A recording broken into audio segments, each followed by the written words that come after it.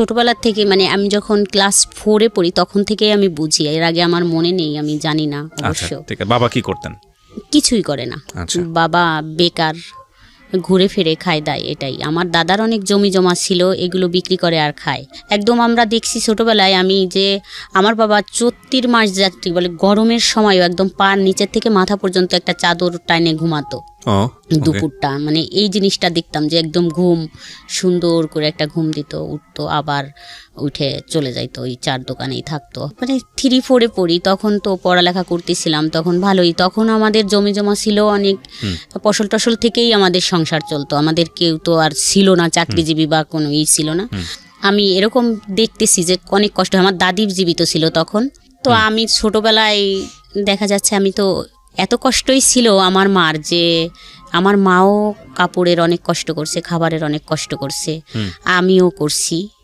যে একটা সালোয়ার কামিজ পরছি, একটা দিয়ে অনেক 3 মাস পরা লাগছে, দেখা যাচ্ছে একটা সালোয়ার কামিজ আমার 3 মাস পর্যন্ত পরা লাগছে, তারপর আবার আর একটা সালোয়ার কামিজ আমার জন্য হয়তো বানানো হয়েছে।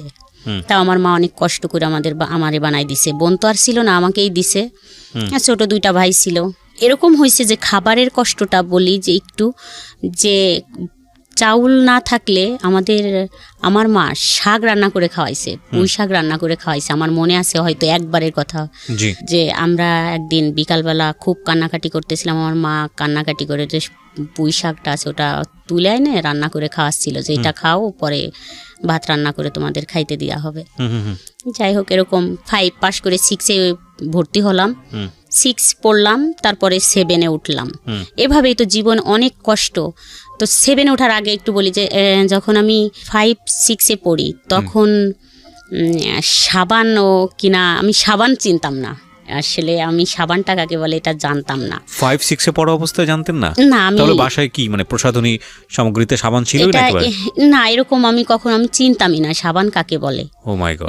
তো একবার খুব কান্নাকাটি করলাম একটা ঈদের সময় যে আমাকে একটা সাবান কিনে দেওয়া হোক। আমার দাদি আমাকে আমার চুল ধুয়ে দিত মাটি দিয়ে। ও আচ্ছা, আমার দাদি ছিল জীবিত, তো আমাকে নদীতে নিয়ে যাইতো গোসল করার জন্য। আমাদের ডাঙা এলাকা, পানি খুব কম থাকতো, নদী ছিল পাশে বারাসিয়া, ওখানে নিয়ে যাইতো, আমাকে বলতো যে এই মাটি দিয়ে চুল ধুয়ে দিলে তোমার চুল অনেক সুন্দর হবে। উনি ধুয়ে দিত আমার চুলগুলা মাটি দিয়ে, মানে এতটা কষ্ট। তো একবার আমি 5-এ মনে হয় না 6-এ পড়ি, তো কান্না করতেছিলাম ঈদের আগে যে আমাকে সাবান কিনে দিতে হবে, না হলে আমি ঈদের দিন গোসলই করব না। তা আমার বাবা আমাকে 5 টাকা দিয়ে একটা কসকো সাবান নিয়ে আসে, ছোট্ট একটা কসকো সাবান এনে দেয়। আমি খুব যত্ন সহকারে সাবানটা ব্যবহার করছিলাম অনেক দিন, 15 দিনের মতো। এভাবেই জীবন কাটতেছিল খুব কষ্টের ভিতর দিয়ে।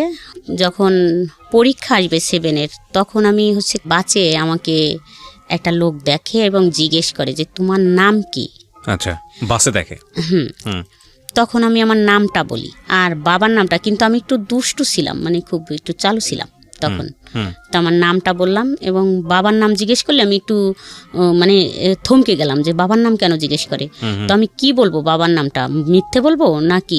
আবার বললাম যে বাবার নাম মানুষ মিথ্যে বলে নাকি, বাবার নামটা সঠিকই বলতে হয়, নাহলে তো কি, মানে একটু দ্বিধাদ্বন্দ্ব করে 1 মিনিট ভাইবে বললাম যে না, বাবার নাম এটা। কিন্তু আমি নামলাম আমাদের গ্রামের মাঝখানে, যেখানে আমাদের বাড়ি তার থেকে মাঝখানে নেমে গেলাম। তা উনি ওইটা ফলো করছে যে এখানে নামছে মেয়েটা। তো নামার পর উনি পরের দিন ওইখানে এসে নামছে, নাইমে জিজ্ঞেস করছে আমার বাবার নাম ধরে যে অমুকের বাড়ি কোনটা। তা ওইখানের মানুষ বলছে না, এইখানে তো তার বাড়ি না, তার বাড়ি ওই পাড়া, অন্য একটা পাড়া। তা বলছে তার একটা মেয়ে আছে এই নাম। তা বলছে যে হ্যাঁ ওই পাড়া বাড়ি। তা উনি ওইখান থেকে আবার বাসে উঠে আমাদের এই পাশে আসছে। তখন সকাল 9টা বাজে, আমি গোসল করে স্কুলে যাবো দেখে রেডি হচ্ছি। এখন আমি দেখি ওই লোকটা আমাদের বাড়ি আসে। তা আমি ওই লোকটারে দেখে প্রথমত হাসে দিছি, বুঝতে পারছি যে কিছু একটা রং আছে হয়তো। ওই লোকটা আবার কালকে দেখলাম বাসের ভিতর, আজকে কেন দেখলাম যে আমার বাবার সাথে কথা বলতেছে। তখন আমার বাবা বাসায় ছিল। তো আমার বাবার সাথে কথা বলতেছে, তো আমার বিয়ের ব্যাপারে মনে হয়, সম্ভবত আমার বিয়ের ব্যাপারেই কথা বললো। তা আমি তখন স্কুলে চলে গেলাম। তো ওনারা কী কথা হয়েছে তা তো আমি জানি না। যাই হোক, স্কুল থেকে আসলাম, শুনলাম যে আমাকে নাকি দেখতে আসবে ছেলে পক্ষ থেকে কালকে। তা বললো যে কালকে তো বৃহস্পতিবার, ওই দিন মনে হয় বুধবার ছিল, তো বৃহস্পতিবারের দরকার নাই, তো স্কুলে থাকবে এটা, মানে আমার কথা বললো, তো স্কুলে থাকবে, তাহলে শুক্রবারে আসুক। আইসে আমাকে দেখলো। দেখার আগে আমার একটা ফুপি ছিল, উনি ওই ফুপিকে দেখার পর তো বলে যে আমি এই মেয়েই বিয়ে করব। পরের ঘটনা জানছি যে এই মেয়েটা অনেক সুন্দর, আমি এই মেয়েই বিয়ে করব। যাই হোক, ওনাকে দেখে পছন্দ করে সবাই। তারপরে যখন ওই ফুপি আমাকে নিয়ে আসে, মানে আমাকে একটা ড্রেস গোলাপি কালার, আমার মনে আছে, গোলাপি একটা ড্রেস, একটা পন্স পরা ছিল আমার, আমাকে নিয়ে আইসে পরে আমার ভাসুর দেখে বললো না না ওই মেয়ে অনেক বয়স্ক, ওই মেয়ের দরকার নাই, এইটাই নিব আমরা। যাই হোক, এভাবে দেখে চলে গেল। ওই দিন আবার সকালে আসছে ওরা 8টা-9টা বাজে, তখনই আইসে সারাদিন আমাদের বাড়ি ছিল। তো উনি হচ্ছে যার সাথে আমার বিয়ে হবে, উনি একটু বাইরে ওয়াশরুম না বলতে মানে বাইরে গেছিল। তো বার থেকে হাইটে আসতেছিল, হাইটে আসা দেখে আমার মা সে দেখে বলতেছিল যে ছেলেটা কিন্তু আমার পছন্দ হয় নাই। আচ্ছা, আমার বাবাকে বললো যে দেখো তুমি যে মেয়েটাকে বিয়ে দিবা নিয়ে বসায় রাখছো সন্ধ্যা পর্যন্ত, দেখে চলে যাইতো তারপর কিছু বলতে, কিন্তু এই যে বসায় রাখলে সন্ধ্যা পর্যন্ত, তো ছেলেটা দেখে কিন্তু আমার ভালো লাগলো না। তো আমি ভিতরে দেখলাম যে আমার আব্বা আর আমার মা ঝগড়াঝাটি করতেছে, মানে একটু কথা কাটাকাটি করতেছে যে তোমার সব সময় খালি খুদ ধরাধরি। বললো যে না একটু বয়স্ক মনে হয় ছেলেটার হচ্ছে পাটা মনে হয় খোড়া, এটা বললো, একদম ডাইরেক্ট বললো যে পা খোড়া, মানে হাঁটতে পারে না, এরকম মনে হলো। এই জন্যই এত সময় বসেছিল, ওঠে নাই। তো এই ছেলের সাথে মেয়ে দেওয়ার দরকার নাই বা দিব না, আমার মেয়ে নিয়ে আমি দরকার হলে বাবার বাড়ি চলে যাব। আচ্ছা, তা আমার বাবা খুব রাগারাগি করলো, বললো যে এত কথা বলো না, মানে ওদের টাকা পয়সা আছে, অনেক চাকরিজীবী ছেলে টেলে আছে, মানে BCS কেডার অফিসার আছে ফ্যামিলিতে, অনেক ভালো ভালো। এটা দেখেই মানুষ তো খালি ছেলে দেখে বিয়ে হয় না, আশেপাশে একটু দেখতে হয়, তাই কথাবার্তা বললো। যাই হোক, ওরা চলে গেল। তো এটা নিয়ে খুব গ্যাঞ্জাম চলতেছিল। তো আমাদের বাড়ির থেকে সবাই দেখতে যাবে আমার হাজবেন্ডদের বাড়ি। তো গেল আমার দাদা টাদা, মানে মুরব্বী যারা, এরা গেল 12-13 জন। একদম ছোট বাচ্চা টাচ্চা কাউকে নিল না আর কি, 15 বছরের নিচেই কাউকে নেয়নি, তারও উপরে কাউকে নেয়নি, 20 বছর বয়সেও কাউকে নেওয়া হয়নি, শুধুই একদম মুরব্বী 12-13 জন লোক গেল দেখার জন্য। তারা সবাই সম্মতি দিল যে হ্যাঁ চলে, মানে ওই বংশীয় দিক দিয়ে এবং টাকা পয়সা আমার বাবার থেকে, ওই যে আমার বাবা তো গরিব, বংশীয় দিক দিয়ে টাকা পয়সা এসে শান্তিতে থাকবে মেয়েটাই, এই হিসাবে চলে। সামনে শবে বরাত আসে, শবে বরাতের ভিতরে আমার বিয়ে হয়ে যায়, 15 দিনের ভিতরে আমার বিয়ে হয়ে যায়। আচ্ছা, তো আপনি কি বুঝতে পারছিলেন ওই সময়টাতে বিয়ে মানে কি? আমি আসলে যখন আমার বিয়ে ঠিক হয়ে যায়, একদম দিন পড়ে যায়, দেখা দেখির ভিতর আমি অতটা বুঝতাম না, হাসি খুশি ছিলাম, কোনো কিছুই না। কিন্তু যখন দিন পড়ে যায় তখন আমার মা ছিল না, এই রাগারাগি করে আমার নানা বাড়িতে চলে যায়।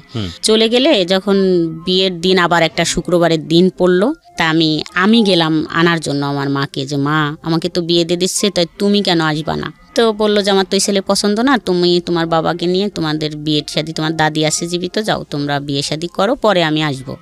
তা আমি অনেক কান্নাকাটি করলাম যে আসো। যাই হোক, আমি মনে হয় এখন কি বলবো, আমার মনে হয় খুশিই ছিলাম আমি।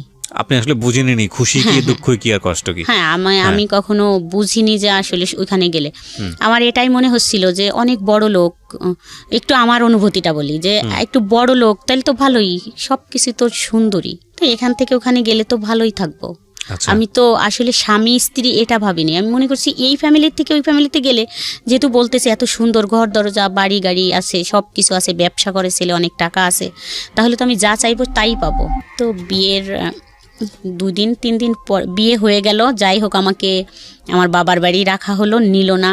তো বিয়ের মনে হয় 2-3 দিন পরেই বা পরের দিন, আমার ভালো মনে নেই, অনেক দিন আগের কথা। তো সামনে রমজান, একবারে ঈদেই আসলো, আসে পরে আমাকে নিয়ে গেল এখান থেকে।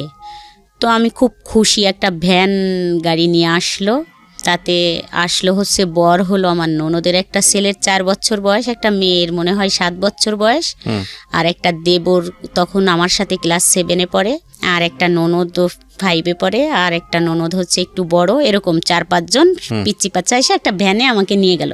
আমি তো কান্নাও করলাম না, খুব খুশিতেই চলে গেলাম। অবশ্য আমাকে এখনো ওরা খেপায় যে একটু কান্নাও করনি কোনোদিন, এত খুশিতে চলে আসে। বুঝলে না কান্না করবেন, বুঝেনি তো আসলে কি হচ্ছে, আসলে সত্যি এটাই। আর আমি চলে আসলাম এখানে, আইসে আমি তো খুব খুশিতেই আছি, এখানেও খুশিতেই আছি। তো যাই হোক, ওই সময় 1 মাস পর না 2 মাস পর, আমি ভালো জানি না, আমার মনে নেই এতদিনের কথা, তখন আমার বাচ্চা কনসেপ্ট করে। তখন আপনার বয়স কত? তখন বিয়ের 1 বছর, ক্লাস 7-এ পড়বে একটা বাচ্চার বয়স 12 বছর সর্বোচ্চ। তখন মনে হয় 12 না 13 বছর। তখন আলটিমেটলি আপনি যখন বাচ্চা হলো তখন 14 বছর বয়স, 14 হয়ে গেছে। চিন্তা করেন অবস্থা। হ্যাঁ, তারপর? তবুও আমি তো খুশি, ভালোই বাচ্চা হবে তো এটা নিয়ে ভালোই শ্বশুর বাড়ি আছি। আমার শাশুড়ি শুধু এক, আমার শ্বশুর নেই। তো আমি শ্বশুর বাড়ি যখন আমার বাচ্চা কনসেপ্ট করে 4 মাস হয়ে যায় তখন হচ্ছে আমি একদম কন্টিনিউ শ্বশুর বাড়ি থাকা শুরু করলাম। আচ্ছা। এখন আর বাবার বাড়ি যাওয়াটা খুব কমই যাইতাম। ওই বাচ্চা কনসেপ্ট করার পর কিছু খাইতে পারতাম না, শুধু শুকনো মরিচ আর ভাত খাইতাম, খাইতে পারতাম না। আচ্ছা। 1 বছর পরে আমাদের একটা দোকান হয়, এখানে আমরা চলে আসি। এর মাঝখানে তো ভালোই একটু বুঝতাম না, ভালোই কাটলো। তো যখন আসলাম তখন আসার পরে এক আপা ছিল, ওই আপা গল্প করতো তার স্বামী স্ত্রীর বিষয় নিয়ে। তো স্বামী স্ত্রীর বিষয় নিয়ে গল্প করে ওটা আমি শুনতাম। শুনতে শুনতে মানে আমার মাথাটা এমন হইলো যে আমি একটু জিজ্ঞেস করি আমার হাজব্যান্ডকে যে তাহলে আমাদের বিষয়গুলো কি। আচ্ছা। তো একদিন আমি জিজ্ঞেস করলাম যে আসলে এটা তো ঠিক না। তো দেখলাম চুপ থাকে, কথা বলে না। এটা সংসার কত বছর হওয়ার পরে? 6 বছর। 6 বছর গেছে, আপনি আসলে কিছুই বুঝতেন না বিষয়টার। এর মধ্যে একটা বাচ্চা চলে এসছে। একটা বিষয় আপনি আপনার প্রতিবেশী কারো কাছ থেকে জেনেছেন, জানার পরে মনে হয়েছে যে আপনার হাজব্যান্ডের ভেতরে বা আপনাদের যেই কনজুগাল রিলেশনশিপ, মানে আপনাদের যে স্বামী স্ত্রীর সম্পর্ক, সেটা 8-10টা স্বাভাবিক সম্পর্কের মতো না। এবং সেই জায়গাটা থেকে আপনি আপনার হাজব্যান্ডকে কোয়েশ্চেন করেছেন যে তাহলে এটা কি। তো মানে এটা যদি আপনার কানে না আসতো পাড়ার প্রতিবেশীর কাছ থেকে, তাহলে আলটিমেটলি আপনি জীবনে হয়তো কোনোদিন বুঝতেও পারতেন না যে এটা একটা সমস্যা, মানে আপনাদের মধ্যে যেটা আছে। আমার কাছে তাই মনে হয় যে আমি তো কখনো বুঝতামই না, মনে হয় যে এটা কোনো সমস্যা হতে পারে। তারপর জিজ্ঞেস করার পরে ওনার রিপ্লাই কি ছিল? উনি চুপ থাকতো, সব সময় চুপ, কথাই বলতো না। তো এত টাকা ইনকাম করতো, ওগুলো নিয়ে বাবা মা ভাই বোন নিয়েই চলতো, আমাদের প্রতি এত গুরুত্বও দিত না। আমি আর আমার মেয়েটা নিয়ে যে আমরা বাসা নিয়ে থাকতাম, এখানেও কোনো নাই। দেখা যাচ্ছে রাত 12টার পরে বাসায় ফিরতেছে, আসতেছে না বাসায়, 12টার পর ফিরতেছে। তারপরে দেখা যাচ্ছে যে বাজারটা আমাদের যদি কিছু বলতেছি যে একটা কিছু কিনে দাও, একদম না, দিবানি না বলতো না, অবশ্য বলতো দিবানি, কিন্তু ওই দিবানি পর্যন্ত, এরপর আর কখনো দেয়া হতো না, মানে দিচ্ছেই না এরকম। যদি আমাদের প্রয়োজনীয় কাপড় চোপড় লাগবে বা বাচ্চার কিছু, দিবানি পরে, এখন তার কি, এখন যাও, এরকম করে বলতো। যে আমি বাজার আনতে গেছি ওর দোকানে, বলতো যাও পরে আসো, এখন না, এরকম করতো। তাই এই একটা আসলো মাথার ভিতর যে এরকম করে, তো যা চলে যাব, এখান থেকে থাকবো না। তো এটা নিয়ে যখন এখানে আসলাম আমি বাসা নিয়ে, তখন কিন্তু আমার হাজবেন্ড গায়ে হাত তোলা শুরু করলো। আচ্ছা। এখানে আসার পরে যে ওই যেগুলো নিয়ে চাহিদা বাইরে গেল, এটা চা সেটা চা, বাজারঘাট চাওয়া, তখন কিন্তু গায়ে হাত তুলতাম।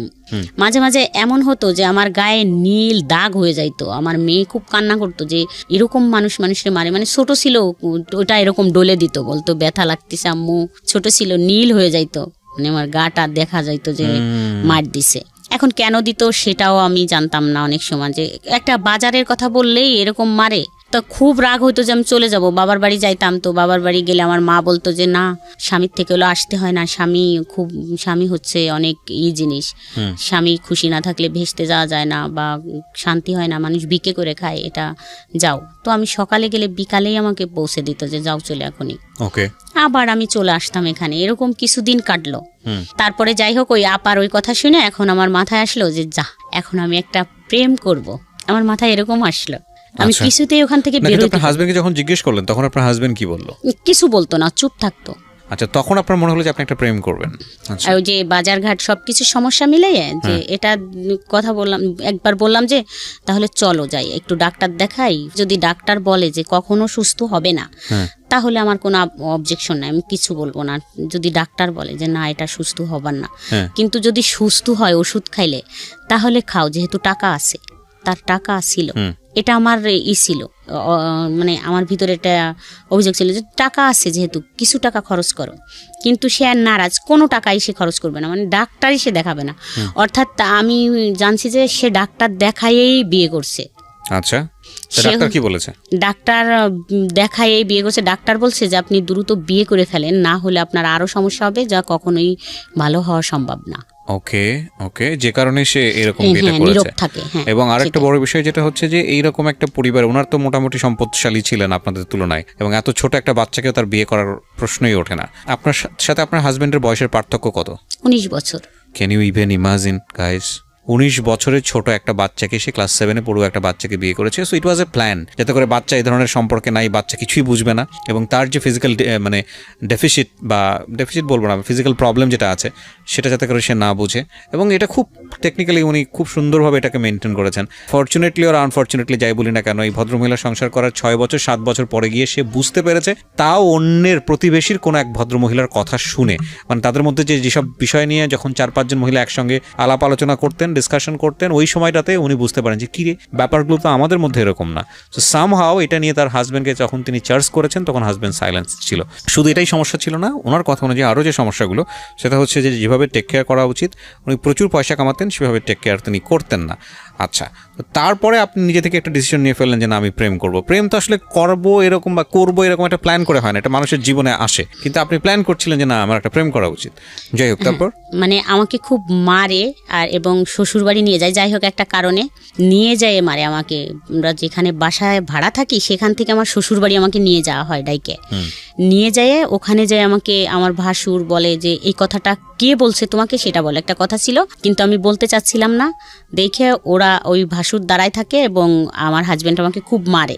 তো মারলে ওই দিন আমাকে যখন নিয়ে আসে আমাদের বাসার থেকে, সেদিন আমার বাচ্চা দুইটা আমার বাসায় ছিল এবং আমাকে নিয়ে যাওয়ার পরে আমি পথেই ভাবতেছিলাম যে আমার কপালে আজকে কষ্ট আছে। কিন্তু যদি এরকম কিছু হয়, বিনা অপরাধে আমাকে যদি মারে, তাহলে আমি আর এই দুটা নাম থাকবে না। আমার হাজব্যান্ড আর আমার নামটা মনে মনে ভাবে বললাম যে এই দুটা নাম পাশাপাশি থাকবে না, এর সাথে এই নাম দুইটা ডিলেট হয়ে যাবে, কিন্তু একটা নাম পাশাপাশি বসবে। তো যাই হোক, ওখানে যে এরকম কিছুই ঘটলো। তারপরে তো আইসে ভাবতে শুরু করলাম যে আমি এমন একটা ছেলের সাথে রিলেশন করব যে সে গুন্ডা হবে, মানে যাতে করে আপনি প্রতিশোধ নিতে পারেন। হ্যাঁ, আমি প্রতিশোধ বলতে আমি যদি বলি যে ওকে মাইরে ফেলো, যাতে মাইরে ফেলে আমাকে নিয়ে যাইতে পারে, মানে সে খুব ক্ষমতাশালী হোক, এরকম ভাবতাম যে আমি যা বলবো সে তাই শুনবে। আমাকে নিয়ে গেলে আমার হাজবেন্ডরা তো অনেক প্রভাবশালী, মানে ক্ষমতার দিক দিয়ে, টাকার দিক দিয়ে না থাকলেও যাতে এইটা সে ট্যাকেল দিতে পারে।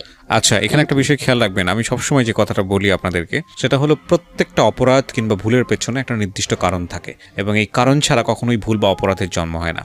যেমন ধরুন, ভদ্রমহিলা এখন গল্পের যে জায়গাটিতে আছে, সেই জায়গাটি থেকে যদি একটা টার্ন নেয় এরকমভাবে যে না, একসময় সে এরকম একটা সম্পর্ক করলো এবং তার হাজব্যান্ডকে মেরে ফেললো। আমরা গণমাধ্যমে, পত্রপত্রিকায়, মিডিয়াতে যেসব জিনিস আমরা দেখি, যে একটা ঘটনা একেবারে যখন এক্সট্রিম পর্যায়ে চলে যায়, তখন সেটা চলে আসে।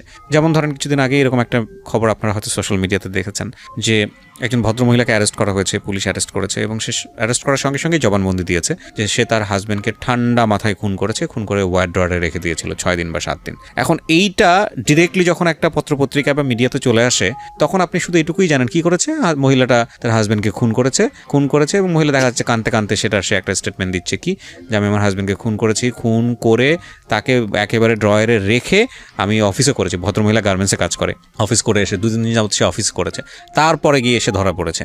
তো আপনি তখন মহিলাটাকে কি ভাববেন? নিঃসন্দেহে খারাপ ভাবেন। ইনফ্যাক্ট এটা খারাপ কাজ, ভয়ঙ্করতম খারাপ কাজ, অপরাধ করেছে সে, শাস্তি পাওয়ার যোগ্য।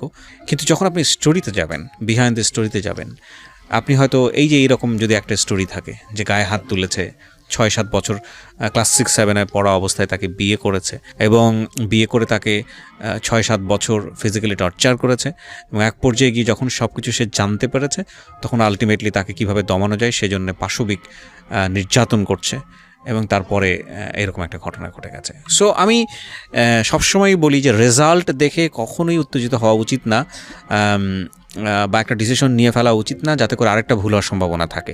সবসময় বিহাইন্ড দ্য স্টোরিতে যাওয়া উচিত, আমি মনে করি এটা। হ্যাঁ, ডেফিনেটলি আইন নিজের হাতে তুলে নিলে তো সেক্ষেত্রে নিজের শাস্তি পেতেই হবে, এবং সেক্ষেত্রে কেউই রেহাই পায় না। যাই হোক, বলেন তারপর কি হলো? এগুলো ভাবতেছি, মানে ভাবতে তো আর সময় লাগবে, সম্পর্ক হইতেও তো সময় লাগে, এরকম তো খুব প্রতিশোধ নিতে হবে। প্রতিশোধ মানে আমার এখান থেকে বেরোইতে হবে, এটাই ছিল যে আমি তো আমার বাবা মার কাছে যাচ্ছি, ওরা তো ওই যে আমার হাজবেন্ডের টাকায় কিন্তু আমার বাবার বাড়ি চলছে। এখানে আরেকটু বলি যে আমার যেই 3টা ভাই, এরা তো বড় হয়ে গেল আস্তে আস্তে। তো ওই যে আমার বাবা তো কাজ করে না কিছু, তো আমার হাজবেন্ড আবার আমার মাকে খুব হাত করছে, মানে এখান থেকে কিছু টাকা পয়সা ওখানে দেয়, যেটা একটু সংসার চলে, হয়তো মাসে 2-3 হাজার বা 5 হাজার টাকা দিল, দিয়ে তাদের একটু চলতেছে। এই জন্য হচ্ছে আমার হাজবেন্ডের সাপোর্ট নিত। আচ্ছা, মানে আপনার সাপোর্ট নিত না আপনার না family? না, কখনোই আমার সাপোর্ট তো তারা কখনো নেয়নি বা নেয় না। সব সময় বলে যে ও ভালো মেয়ে না, ও ভালো না, ও ভালো না, এরকম করে বলে। পরে এসে দেখা যাচ্ছে আমার আবার একটা বাচ্চা কনসেপ্ট করলো, তো সেখানে আমার একটা ছেলে হয়।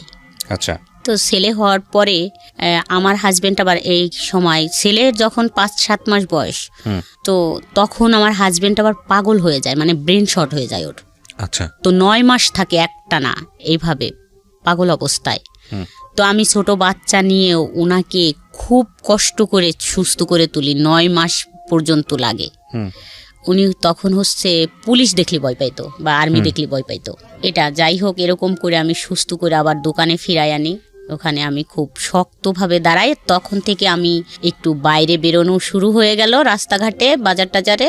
আর আমার ছেলেটা দেখার পরে আমার হাজবেন্ড আবার একটু চেঞ্জ হয়ে গেল। আচ্ছা, তখন ছেলে হওয়ার পরে খুব বাজার টাজার আর কষ্ট টষ্ট দিত না, খাওয়া দাওয়ার তখন থেকে যে বাজারটা চাইলেই দিত, মানে ওগুলো খুবই করতো, টেক কেয়ার করা শুরু করলো। তখন আবার একটু হলো, কিন্তু আমার মনের ভিতর ওটাই হয় যে আমি ভালো একটা ছেলে পাইলে সম্পর্ক করে এখান থেকে চলে যাব। এটা কিন্তু আমি ভুলিনি, মনে মনে রাইখেই দিছি। তো এইভাবে আরো কিছুদিন চলে যায়, যার পরে আমার হাজবেন্ডও সুস্থ হইল। আর আমারও আবার একটা টিউমার হয় পেটে, সেটার অপারেশন হয়, আমিও সুস্থ হই। যাই হোক, আমার ছেলে মেয়ে দুইজনই মানে লেখাপড়া, মানে ছেলের বয়স 3 বছর হয়ে যায়, লেখাপড়া করানোর মতো সময় এসে যায়। তো মেয়ে হচ্ছে তখন 3তে পড়ে মনে হয় মেয়েটা। তখন আমাদের এই বাসার পাশে এক বাসায় একটা ছেলে আসে। ছেলেটা হাফেজ 30 পাড়ার, আর এসএসসি পরীক্ষা দেবে বোধ হয় তখন। তো আইসে ও পড়াতো, আরবি পড়াতো, পাশে আর 2-3টা বাচ্চাকে পড়াতো। তাই ওই ভাবি আমাকে একদিন ডাইকে বললো যে ভাবি, আপনার মেয়েকে পড়াবেন, তোটা ছেলে আরবি পড়ায়, তো কোরআন শরীফটা তাড়াতাড়ি শিখে যাবে, তো পড়ান। বললাম আচ্ছা ঠিক আছে, কখন পড়ায়? বিকালে। বললাম ঠিক আছে, কালকের থেকে পড়বে। তা ও বলে দিল ওই ছেলেটাকে, আর আমার মেয়েটাকেও আমি দিয়ে আসলাম। আচ্ছা, তো ওই মেয়ে পড়তে যায় দেখে ছেলেও বলে যে আমিও যাব, ও পড়তে যায়। একদিন ওই ছেলের নাক ধরে হচ্ছে টান দিছে এরকম। আচ্ছা, ওই ছেলেটা যে পড়ায়, টান দিলে নাকটা মনে হচ্ছে ভেঙে গেছে এরকম। তো আমি পরের দিন দেখে বললাম নাকে কি হয়েছে? তা বললো কি হুজুর আমার নাক ধরে টান দিছে, তাই এরম হয়ে গেছে। তা আমি তখন হচ্ছে যাই বলি যে আপনি যে নাকটা ধরে এরকম টান দিলেন, দেখেন তো কি হয়েছে। আমি তো বুঝতে পারিনি, ওর ওরকম ও ফর্সা মানুষ, সেই জন্য ও নাকটা এরকম লাল হয়ে গেছে। আচ্ছা, এই প্রথমই কথা। তারপরে যাই হোক, ও ওখানে পড়াচ্ছে। ওই ভাবির হাজবেন্ড হচ্ছে চাকরি করে, দুপুরি বাসায় আসে, তো 4-5টা বাচ্চা চিল্লাচিল্লি, ইনার একটু ডিস্টার্ব হয়। তা আমাকে একদিন বলল যে ভাবি, আপনাদের ঘর তো ফাঁকা থাকে, কেউ থাকে না, তা আপনার ঘরে যদি ও পড়ায় তাহলে একটু ভালো হয়। আপনার ভাই তো এসে একটু দুপুরে ঘুমাইতে পারে না, শুইতে পারে না, ওরা বাচ্চারা পড়ে, অত 4-5টা বাচ্চা চিল্লাচিল্লি। তা আমি বললাম ঠিক আছে, কোরআন শরীফ পড়বে তো পড়াক। তো আমাদের বাসায় নিয়ে আসলাম, যে আমাদের বাসায় বসে বসে পড়াতো। তখন তো ওই ছেলেটা হচ্ছে যেহেতু হাফেজ, তো 18-19 বছর বয়স। আচ্ছা, আচ্ছা, তো একেবারে ছোট না যে 14-15 বছরে এসএসসি দিচ্ছে, তা না, 18-19 বছরই বয়স তখন। তো আমরা আবার মাঝে মাঝে শ্বশুর বাড়ি যাইতাম, কাছাকাছি যেহেতু শ্বশুর বাড়ি, তো ছেলেটা ওই অনেক দূর থেকে আসতো পড়াইতে, আমাদের ঘরে তালা দেয়া দেখে আবার ফিরে যাইতো। তা একদিন বলল যে আপনি তো থাকেন না বাসায়, তো ফোন নম্বরটা দিয়ে যান অথবা আমারটা নিয়ে যান, যা হইলে বললে আমি আর আসবো না আপনাদের এখানে। আগের থেকে বললেন যে আমরা বাসায় থাকবো না, তাহলে চলে গেলাম, আসলাম না। তো আমি আইসে এত দূর হাইটে ফিরে যাই তালা দিয়া দেখে। বললাম ঠিকই তো, এরকম তো ভালো হয়, বলে দিলাম যে আইসেন না, আজকে আমরা বাসায় থাকবো না। তখন হচ্ছে ফোন নম্বরটা নেওয়া হলো। আচ্ছা, তো তখন আমার ছেলের বয়স তো 3 বছর হয়ে গেছে, ছেলে স্কুলে দিব এরকম টাইম। তা একদিন আমাদের ওইখানে খুব বড় সড়ো মেলা হয়, সেই মেলার জন্য আমরা যাচ্ছিলাম, কিন্তু আমি আর যাইতে যেটা ফোন দিব মনে ছিল না। আচ্ছা, তো আমি যাইয়ে সন্ধ্যার সময় ফোনটা দেই নাম্বারে যে হুজুর আমরা তো চলে আসছি, মনে নেই আপনাকে বলে আসতি, আমরা তো 2-3 দিন থাকবো। তা বললো আমি তো দুপুরে গেছিলাম, আপনাদের তালা দিয়া দেখছি। বলছি হ্যাঁ, আমার মনে ছিল না, আপনাকে একটু বলে আসবো। তারপরের দিন 10টার দিকে আবার ফোন দিয়েছে ছেলেটা, বলতেছে যে আপনারা কখন আসবেন? বললাম আজকে তো আসবো না। আবার 4-5 মিনিটের মতো কথা হলো, আবার বিকালে ফোন দিছে, কেন আসবেন না, চলে আসেন। বললাম না আজকে তো বিকাল হয়ে গেছে, আজকে আসবো না, কালকে আসবো। তো পরের দিন সকালবেলা একদম ঘুম থেকে উঠলেই ফোন দিছে যে এখনই চলে আইসেন কিন্তু। তো আমরা তো সেদিন চলেই আসবো।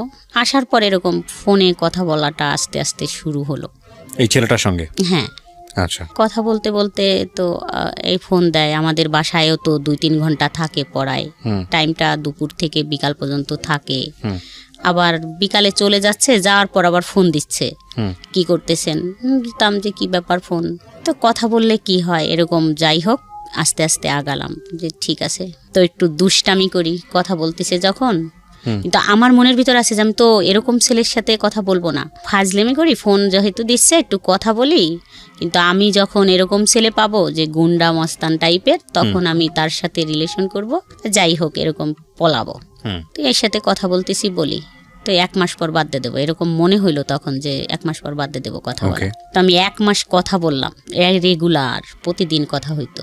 সন্ধ্যার পর 1-1.5 ঘন্টা, তারপরে দিনে 2-3 বার। কি বলতেন 1-1.5 ঘন্টা একটা অচেনা অপরিচিত মানুষ? জানি না কি কথা হইতো, এরকম 1-1.5 ঘন্টা কথা হইতো। যাই হোক 1 মাস পর যখন ভাবলাম যে এটা তো ভালো না, যেহেতু আমি বিবাহিত, আমি বললাম যে আমি তো বিবাহিত আর তুমি ছোট মানুষ, এটা ঠিক না। আপনার চেয়ে ছোট ছিল বয়সে? হ্যাঁ, আমার থেকে একটু ছোট ছিল। একটু বলতে কত বছরের ছোট? 6 বছরের। 6 বছর, এটা একটু না ভালোই ছোট। হ্যাঁ।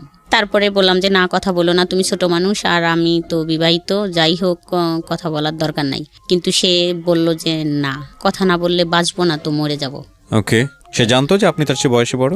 হ্যাঁ, বাচ্চা 2টা আমাদের বাসায় আসতো, পড়াইতো তো। না ঠিক আছে, কিন্তু বয়সে বড়টা তো জানতো। হ্যাঁ।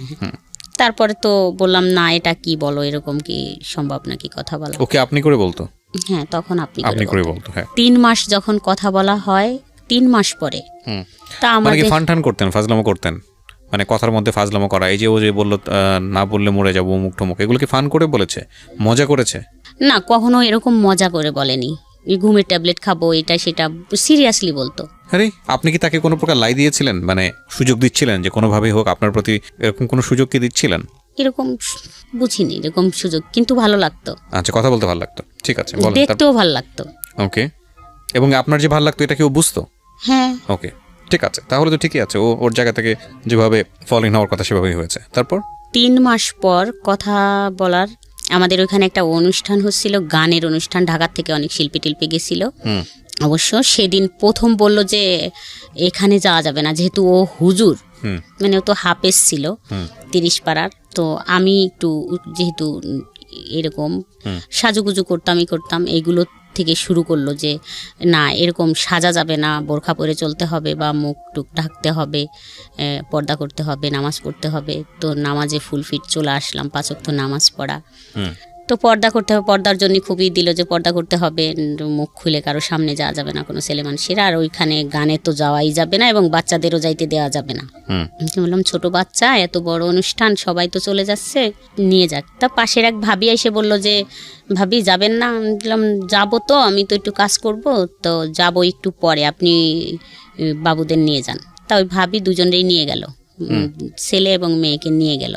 নিয়ে যাওয়ার পরে ওরা ওইখানে দেখতেছে অনুষ্ঠান, কিন্তু ও ছেলেটা আমাদের বাসায় আসলো তো দেখার জন্য যে আমি গেছি কিনা। কোন ছেলেটা? যে ছেলেটা পড়ায়? হ্যাঁ, যে ছেলেটা পড়ায়, ওই ছেলেটা আমাদের বাসায় আসলো। আসার পরে দেখলো যে আমি কাজ করতেছি, যাইনি। তো আমাদের ঘরে আসলো, তখন ওই পাড়ার মানে কেউই বাচ্ছিল না, সবাই গেছিল, শুধু আমি যাইনি। মানে মোটামুটি পাড়া ফাঁকা, ঘর ফাঁকা। আপনার হাজবেন্ড দিনের বেলা কোথায় থাকতো? দোকানে বিজনেসের কাজে ব্যস্ত থাকতো। হ্যাঁ, আমাদের দোকান আছে, তো সকাল 8টায় চলে যায় আর রাত 11টায় আসে। এর মাঝখানে কোনো খোঁজ খবর নাই? না, আসতো না। এটা কি আপনার এই যে ছেলেটা পড়াতো বাড়িতে, এও জানতো বিষয়টা? হ্যাঁ।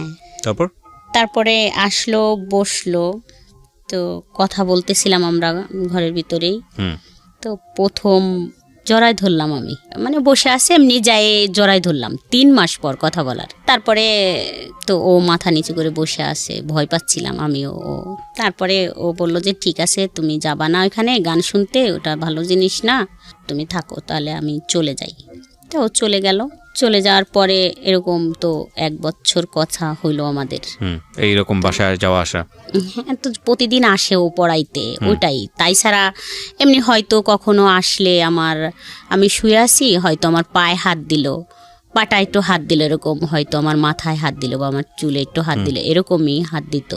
মানে তারপরে বিষয়টা কি দাঁড়াচ্ছে যে আপনারা কি দুজনকে ভালোবেসে ফেললেন, নাকি এটা অন্য কোনো ধরনের সম্পর্ক ছিল? না, দুজনকে ভালোবেসেই ফেললাম। মানে এরকম হইলো যে আমি তো কান্না করতাম আর বলতাম যে এরকম এরকম, আমি তো ভাবছি যে আমি এরকম একটা ছেলেকে ভালোবাসবো, আমি তো থাকবো না এখানে। তা ও বলতো যে ঠিক আছে, আমি তোমাকে ওখান থেকে নিয়ে যাব, আর রাখবো না ওখানে, মানে আমার একটু সময় দাও, আমি নিয়ে যাব। এরকমই কথা চলতো। মানে আপনার এই অতীত জীবন সম্পর্কে বা আপনার সংসার জীবন সম্পর্কে আপনি তাকে বলতেন, শেয়ার করতেন? বলতাম। তারপরে তো এরকম 1 বছর কথা হলো, ও ম্যাট্রিক পাশ করলো। এখন ওদের বাসার থেকে তো ওকে বলে যে চাকরি বাকরি করো, তো বসে থাকা যাবে না। তো একবার ঢাকায় আসতো, কান্নাকাটি করতো, আমি থাকতে পারি না, তোমাকে থুয়ে থাকতে পারি না, এরকম বলতো। তারপরে যখন এরকম কিছু হয়, তখন আমি কখনো তো কোনো ছেলের সাথে এইভাবে মিশিনি। আমার ক্লাস 7 থেকে বিয়ে হয়ে যায়, আমি তো আমার হাজব্যান্ডের সাথেই থাকতাম একসাথে এখানে বাসায়। তো এরকম কিছুর পরে আমি ভাবলাম যে এরকম আবার পৃথিবীতে কিছু আছে, এত সুন্দর মানুষ হইতে পারে, এত ভালো লাগা থাকতে পারে, বা এত মানুষকে এত ভালোবাসতে পারে। এরকম আরও বেশি কনফিডেন্সের সাথে হয়ে গেলাম যে না, এটাই তো সব কিছু, এরকমই তো সব, এটা কি। তো আমি তখন মনে মনে ভাবলাম যে যাই হোক, ধরেই রাখবো সারা জীবন, কখনোই আর ছাড়ে যাব না। তো অনেক কান্নাকাটি করলাম, কথা বললো যে চিন্তা করো না, আমি শুধুই তোমার, অন্য কারো না। আবার কথাবার্তা বলা শুরু, কথা বলতে বলতে এরকম তো মনে করেন 3 বছর হয়ে যায়। 3 বছর পর একটা বিয়ের অনুষ্ঠান থাকে, ও যায় সেখানে, যাওয়ার পরে বলে যে আমি তো একটা বিয়ের অনুষ্ঠানে আসছি, ফোন দিয়ে তুমি কি এখানে আসবা? তো বললাম ঠিক আছে, আমি রান্না টান্না করি, তারপর রেডি হইলে তুমি নিয়ে যাও। তারপর আমি রান্না শেষ করে আমি তো আমার বাচ্চাদের রাইখে সব কিছু বুঝাই দিয়ে তো বললাম যে ঠিক আছে তোমরা থাকো, আমি যাবো আর আসবো। আমাকে মোটরসাইকেলে নিয়ে যায়। নিয়ে গেলে আমার হাজব্যান্ড বাসায় আসে 12টার দিকে, আমি মনে হয় 11টার দিক বেরোই, বা 10:30 11টা এরকম বাজে। তো 12টা বা 12:30টায় আমার হাজব্যান্ড বাসায় আসে। তখন আইসে মানে আমাকে দেখে না, ওদের দুজনকে দেখে যে ওরা দুইজন বাসায় একা আছে, আমি নেই। তো তখনইও ওই ছেলেটাদের, আপনার 2 বাচ্চাকে দেখে, হ্যাঁ, তখনই ওই ছেলেটাদের বাসায় যায়, মানে কিছুই জানে না বা কোনো কিছুই না, কিন্তু আমাকে দেখতো আশেপাশের মানুষ, যে আমি ফোনে সারাক্ষণ কথা বলতাম, যে খালা টালা যাদের বলতাম, ভাবি টাবি, ওরা বলতো তোর তো কান নষ্ট হয়ে যাবে, তুই ফোনে কথা বলিস এইভাবে, তোর কান নষ্ট হয়ে যাবে। তো ওইটা বুঝতো যে আমি ফোনে কারোর সাথে কথা বলি। কিন্তু আমার হাজব্যান্ড একবারে ডাইরেক্ট ওদের বাসায় যায় বলে যে আপনার ছেলে আমার বউ নিয়ে চলে গেছে, আরো 10 লক্ষ টাকা নিয়ে গেছে, আমার বউ নিয়ে আসেন, আমার 2টা বাচ্চা রাইখে নিয়ে চলে গেছে। এর আগ পর্যন্ত কি এই ছেলেকে নিয়ে আপনার সঙ্গে কোনো কথাবার্তা হয়েছে? আপনার হাজবেন্ডের কোনো কিছু কথাবার্তা হয়নি? কোনো হাজবেন্ড বললেন মানে কারোই কোনো কথাই হয় নাই। আপনার হাজবেন্ড এই ছেলেটাকে সন্দেহ করে এরকম কোনো আচরণ দেখিয়েছে? না, ও তো কখনো দেখেই নি যে ও কখন বাসায় আসে আর কখন যায়। আপনার বাড়ির আশেপাশে কেউ কি সন্দেহ করতো এই ছেলেটাকে নিয়ে? এই ছেলেটাকে নিয়ে সন্দেহ করতো, যে ফোনে কথা বলতাম এটাই সন্দেহ করতো, যে ফোনে কথা বলে। ফোনে কার সঙ্গে কথা বলে সেটা কি জানতো? সেটা কেউ জানতো না। তারপরে ধাম করে গিয়ে সে ওই বাড়িতে গিয়ে বলে যে আপনার ছেলে নিয়ে চলে গেছে। এখন হ্যাঁ, ও ওদের বাড়ি গেছে, যাইয়ে ওর বোন আছে। বাড়ি কত দূর ছিল আপনাদের এখান থেকে? আমাদের থেকে অল্প একটু দূর, কতটুকু বলবো, মানে হাফ কিলোর থেকেও কম। আচ্ছা, হেঁটে যাওয়া গেলে কতক্ষণ লাগে? 5 টাকা রিক্সা ভাড়া বা ভ্যান ভাড়া 5 টাকা। ঠিক আছে, কাছাকাছি। হ্যাঁ, কাছাকাছি একদম। তো যাই বলে, আর আমি তো সত্যি ওর কাছেই ছিলাম, যেহেতু ওই বিয়ের অনুষ্ঠানে। তা ওর বোন হচ্ছে ফোন দিয়ে ওকে বলে যে তুই যে ওকে নিয়ে গেছিস, এখানে তোর হাজবেন্ডটাই সেই দেখ কি করতেছে, ও যদি তোর কাছে থাকে তাহলে ওকে পৌঁছে দি তাড়াতাড়ি, না হলে কিন্তু ঝামেলা করবে। ওই যে ক্ষমতা, সেই ক্ষমতা দেখাচ্ছে। ও আমাকে মোটরসাইকেলে আমার মামা বাড়ি দিয়ে আসে, আমাকে প্রশ্ন করতে থাকে যে আমি কোথায় তোমাকে দিলে ব্যাপারটা ঠান্ডা হবে। তো আমি ভাবলাম যে তাহলে আমার মামা বাড়ি যদি তুমি দিয়ে যাও, তাহলে আমি বলবো যে আমি তো মামা বাড়ি আসছিলাম, তাহলে হয়তো ব্যাপারটা একটু মেনটেন হবে। তো আসলাম মামা বাড়ি দিয়ে, ও মোটরসাইকেল টানতে তো আমাদের বাসার এখানে আইসে আমার হাজবেন্ডের দোকানেই সরাসরি আসছে, আইসে কথা বলছে, আপনি এরকম যায় বলছেন, আমি ওকে নিয়ে গেছি, কই আমি তো নিয়ে যাই, আমি তো বাসায়, আর আপনার ওয়াইফ কোথায় গেছে আপনি খুঁজে দেখেন, এরকম কিছু বলতেছিল। তখন হচ্ছে আমাদের রিলেশন 2-3 বছর হয়ে গেছে। আচ্ছা। তারপরে আমি যে মামা বাড়ি আমাকে নামাই দিল, ও বাড়িও খোঁজ অনেক হয়ে গেছে, ফোনে তো সবার কাছে জানাজানি হয়ে গেছে, আমাকে পাওয়া যাচ্ছে না, চলে গেছি আমি এরকম। তা ওই মামিরে বললাম, আমার মামিরে, যে মামি এরকম তো করছে, তাহলে আমাকে কিভাবে পৌঁছে দিয়ে আসেন, আমার তো ভয় করতেছে। তারপর বললো তুই সত্যি কথা বলতো, তুই কোথায় ছিলি? তা আমি সত্যি বললাম যে ওর সাথেই ছিলাম। ওই ছেলেটার সাথে ছিলাম, এরকম একটা ছেলের সাথে কথা বলি, ছেলেটা কিন্তু অনেক সুন্দর দেখতে, আর আমি কিন্তু ওর সাথে চলে যাব। ওই মামিকে বললাম আমি কিন্তু ওকে বিয়ে করব, এটা একটু সময় লাগবে ওর চাকরির জন্য, তাই তুমি আমাকে যেভাবে পারো ঘরে দিয়ে আসো। তখন মামির কাছে ডিসক্লোজ করলেন? হ্যাঁ হ্যাঁ বললাম। তো ওই মামি আমার একটা মামাতো ভাইকে ডাইকে বলল যে এই ঘটনা। তা ওই মামাতো ভাই বলল যে তাহলে ছেলেটাকে ডাকতো, তোকে দিয়ে আসার আগে ছেলেটাকে দেখি যে আসলে ছেলেটা তোর কথা মতো যদি সুন্দর হয়, ভালো হয় ছেলেটা, তাহলে আমরাই তোর এর থেকে বের করব, মানে এখানে ডিভোর্স আর ওইখানে বিয়ে দিয়ে দেবো। এরকম কথা হলো। আমি ফোন দেওয়ার সাথে ও আবার চলে আসলো আমার মামা বাড়িতে। তা আসার পর বলল যে কেন আসবো? তা আমি বললাম যে তোমাকে দেখতে চাচ্ছে, যদি কথাটা যেহেতু এরকম হয়েছে যে চলে গেছে, তাহলে ওরা যদি দেখে তোমাকে ভালো লাগে, তা বলছে তাহলে এখানে এরকম কিছু হবে যে ওখান থেকে ডিভোর্স, আর এখানে তুমি আমার 2-3 মাস অপেক্ষা করার পর তোমার সাথে আমার বিয়ে হবে, ওরা বলতেছে। তা ও রাজি হলো, ও চলে গেল ওখানে। কি করতো তখন? ও তখন কিছু করতো না।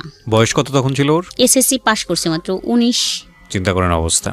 ওকে, তারপরে ও যাওয়ার পরে মানে আমার ছোট ভাই ওই আমার মামার বাড়িতে একটা মোটরসাইকেল নিয়ে গেছে। ও যাওয়ার পরে কথা হলো, আমার মামার সাথে কথা হলো, বললো যে পছন্দ করো? তা বললো যে হ্যাঁ। তাহলে কি করবা?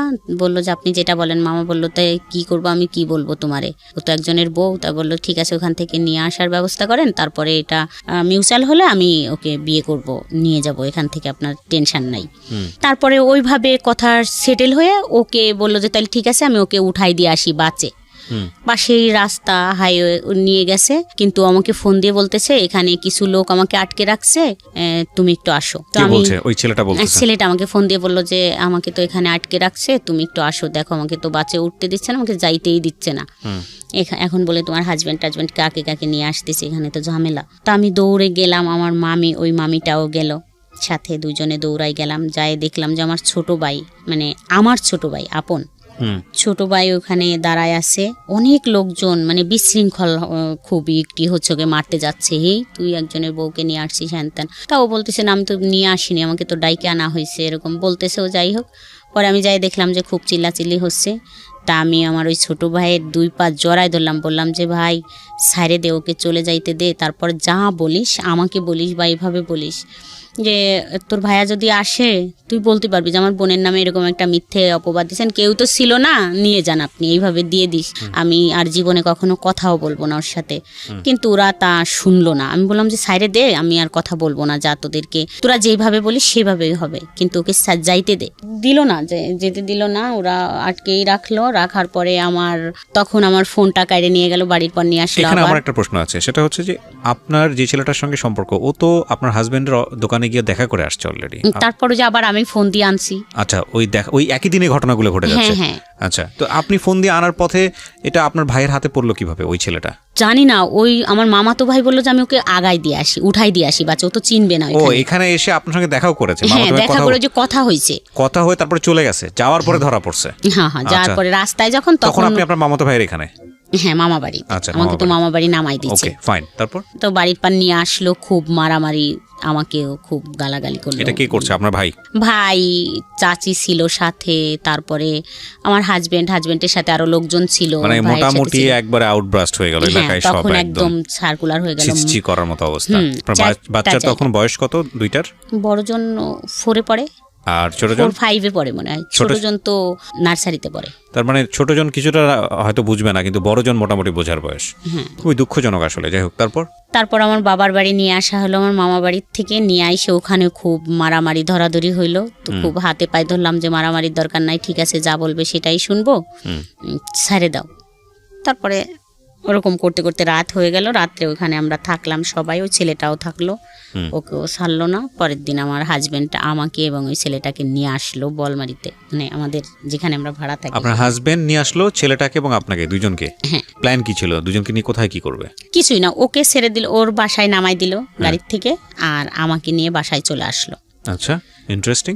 তো বাসায় আসার পর আমার তো ফোন টোন কাইরে নিয়ে গেছে, তখন মামা বাড়ির থেকে ফোন টোন নেই। হ্যাঁ, না কিন্তু যখন লোকজনের মধ্যে ধরে এই পেটাপিটিটা হচ্ছে, তখন ওই ছেলেটা কি বলতেছিল? তার মাঝখানে বললো যে ও তো চুপ একদম, ওকে তো যে পাচ্ছে সেই মারতে যাচ্ছে, থাবড়াথাবড়ি মানে মারতে যাচ্ছে। ওর এলাকার লোকজন, ওর বাড়ির লোকজন কেউ নাই। ওর এলাকায় ওর চাচাকে বলছিল, ওর চাচা তো হতভম্ব, ওর চাচা খুব ভালো নাম করা লোক, তারপর নিয়ে আসলো যখন, পরের দিন, সেদিন তো সকালবেলা আমি বাসায় কাজ করলাম, পরের দিনকে থেকে হলো এরকম শুরু হলো আইসে বলা যে চলে গেলে, বাইরেই চলে গেলে, 10 লক্ষ টাকা নিয়ে গেলে, এত সোনা নিয়ে গেলে। তো আমার এতটাই রাগ হচ্ছিল তখন যে এটা কি বলে 10 লক্ষ টাকা, 10 টাকাই তো কোনো দিন দেয়নি, তো 10 লক্ষ টাকা কি করে নিয়ে গেলাম। শুধু এটাই আমার তখন রাগ হচ্ছিল যে আমি 10 লক্ষ টাকা কোথায় পাইলাম। আর বলতো যে আমি মানে তখন 2টা ব্লাউজ বানাইছি, বলে কি 2টা বানাইছি তা মানে 100টা ব্লাউজ বানাইছি। এটা আমাকে এতটাই করলো যে 100টা ব্লাউজ বানাচ্ছি। তাই একজন এসে বললো যে 100টা ব্লাউজ বানাই নিয়ে গেছো আর 10 লক্ষ টাকা নিয়ে গেছো, এরকম বলতেছে, সোনা টোনা সব নিয়ে গেছো। তো খুব খারাপ লাগলো যে যা বলছে তো থাকবোই না এখানে, আর থাকবো না। তখন আবার ফোন টোন নাই কাছে যে একটু যোগাযোগ করব। 5 দিন চলে গেল এরকম কথা শুনতে শুনতে। আমি তো খুব হয়ে গেলাম যে এত কথা আর শুনতে ভাল লাগতেছে না। পরে আমার মেয়েটাকে পাঠালাম ওদের বাসায়, মানে ওদের ওইখানে, বললাম যে যাও তো তুমি দেখা করে আসো গে কি করে। তা ও গেল, ও তখন মাদ্রাসায় পড়তো, মনে হয় ক্লাস 6-এ পড়ে। গেছে, যায় দেখে কি খুব জ্বর, খুবই জ্বর, যে মারামারি করছে, অত চিল্লাচিল্লি করছে, ভয় পেয়ে গেছে, খুব জ্বর, শুয়ে আছে। তা ওকে ও যায় যখন ওইখানে দাঁড়াইছে, তা জানালা দিয়ে দেখছে যে রাস্তায় ও দাঁড়ানো, তো বুঝতে পারছে। তা ও একটা ফোন, ওর একটা ফোন ছিল ঘরে, ওর ছোট্ট ফোন, ওই ফোনটা ওকে দিয়ে বলছে তোমার আম্মুকে দিবা, লুকায়ে কেউ যেন না দেখে। তা একটা ফোন আর একটা সিম ঢুকায় দিয়ে দিল। তো আমারও খুব রাগ হচ্ছিল এরকম করে বলে। তখন আইসে, এর আগে তো একটু যাই হোক সম্পর্ক ছিল, ওই রকমের গভীর সম্পর্ক ছিল না। তখন হয়তো যদি একটু সহানুভূতি দেখাইলে মনে হয় বাদ হয়ে যাইতো, বা কথা বলা, ওই যে 5 দিন বলিনি, আস্তে আস্তে ঠিক হয়ে যাইতো। কিন্তু ও ফোনটা দিল, আর ও তো ছেলে মানুষ, হয়তো মনে মনে ভাবছে যে আমাকে মারলো এইভাবে, যা কিছু একটা করবই। তারপরে ফোনটা দিল, তো লুকায় লুকায় কথা বলতাম। তারপরের থেকে তো সব আরো বেশি হইলো, যা এখান থেকে এখানে আর থাকবো না, ওরকম 10 লক্ষ টাকা নিয়েই পলাবো। ওর থেকে কিছুদিনই করব, 10 লাখ টাকা যখন হবে তখন নিয়েই পলাবো, তো 2-1 বছর বা থাকবো, এই করবো। কিন্তু তখন থেকে একদম কন্টিনিউ কথা এমন ভাবে শুরু হলো যে আমি অ্যাডিক্টেড হয়ে গেলাম, যে আমি এখন আর 1 সেকেন্ডও ওকে ছাড়া থাকতে পারি না। তখন থেকে আমার হাজবেন্ডের সাথে আমি টোটালে 3 বছর একটানা শুধু হাই হ্যালো কথা, যেমন এমনই একটানা 3 বছর একই ছাদের নিচেই থাইকে, কি বলবো, কখনো সে আমার দিকে একটু ফিরেও তাকায়নি। এখানে একটা কথা বলি প্রিয় শ্রোতা, আপনারা জাজমেন্টে যাবেন না। কার জাজমেন্টে যাবেন না? আজকে যিনি গেস্ট তাকে জাজমেন্টে নেবেন না, তার জীবনের ঘটনা এগুলো আমরা প্রচার করছি কি কারণে, যাতে করে আর অন্য মানুষের জীবনটা এরকম না হয়। ঘটনাগুলোকে আপনি কিভাবে দেখবেন সেটা আপনার ব্যক্তি স্বাধীনতার বিষয়। একই ঘটনাকে 100 জন মানুষ 100 রকমভাবে দেখতে পারেন। তবে আমরা উৎসাহ দিচ্ছি আপনাকে ওনাকে জাজমেন্টে না নেওয়ার, কারণ ওনার জীবনে যেটা ঘটেছে সেটার পেছনে যুক্তি ছিল। আপনার জীবনে যাতে না ঘটে সেজন্যই এই ঘটনাকে সামনে নিয়ে আসা, ঠিক আছে?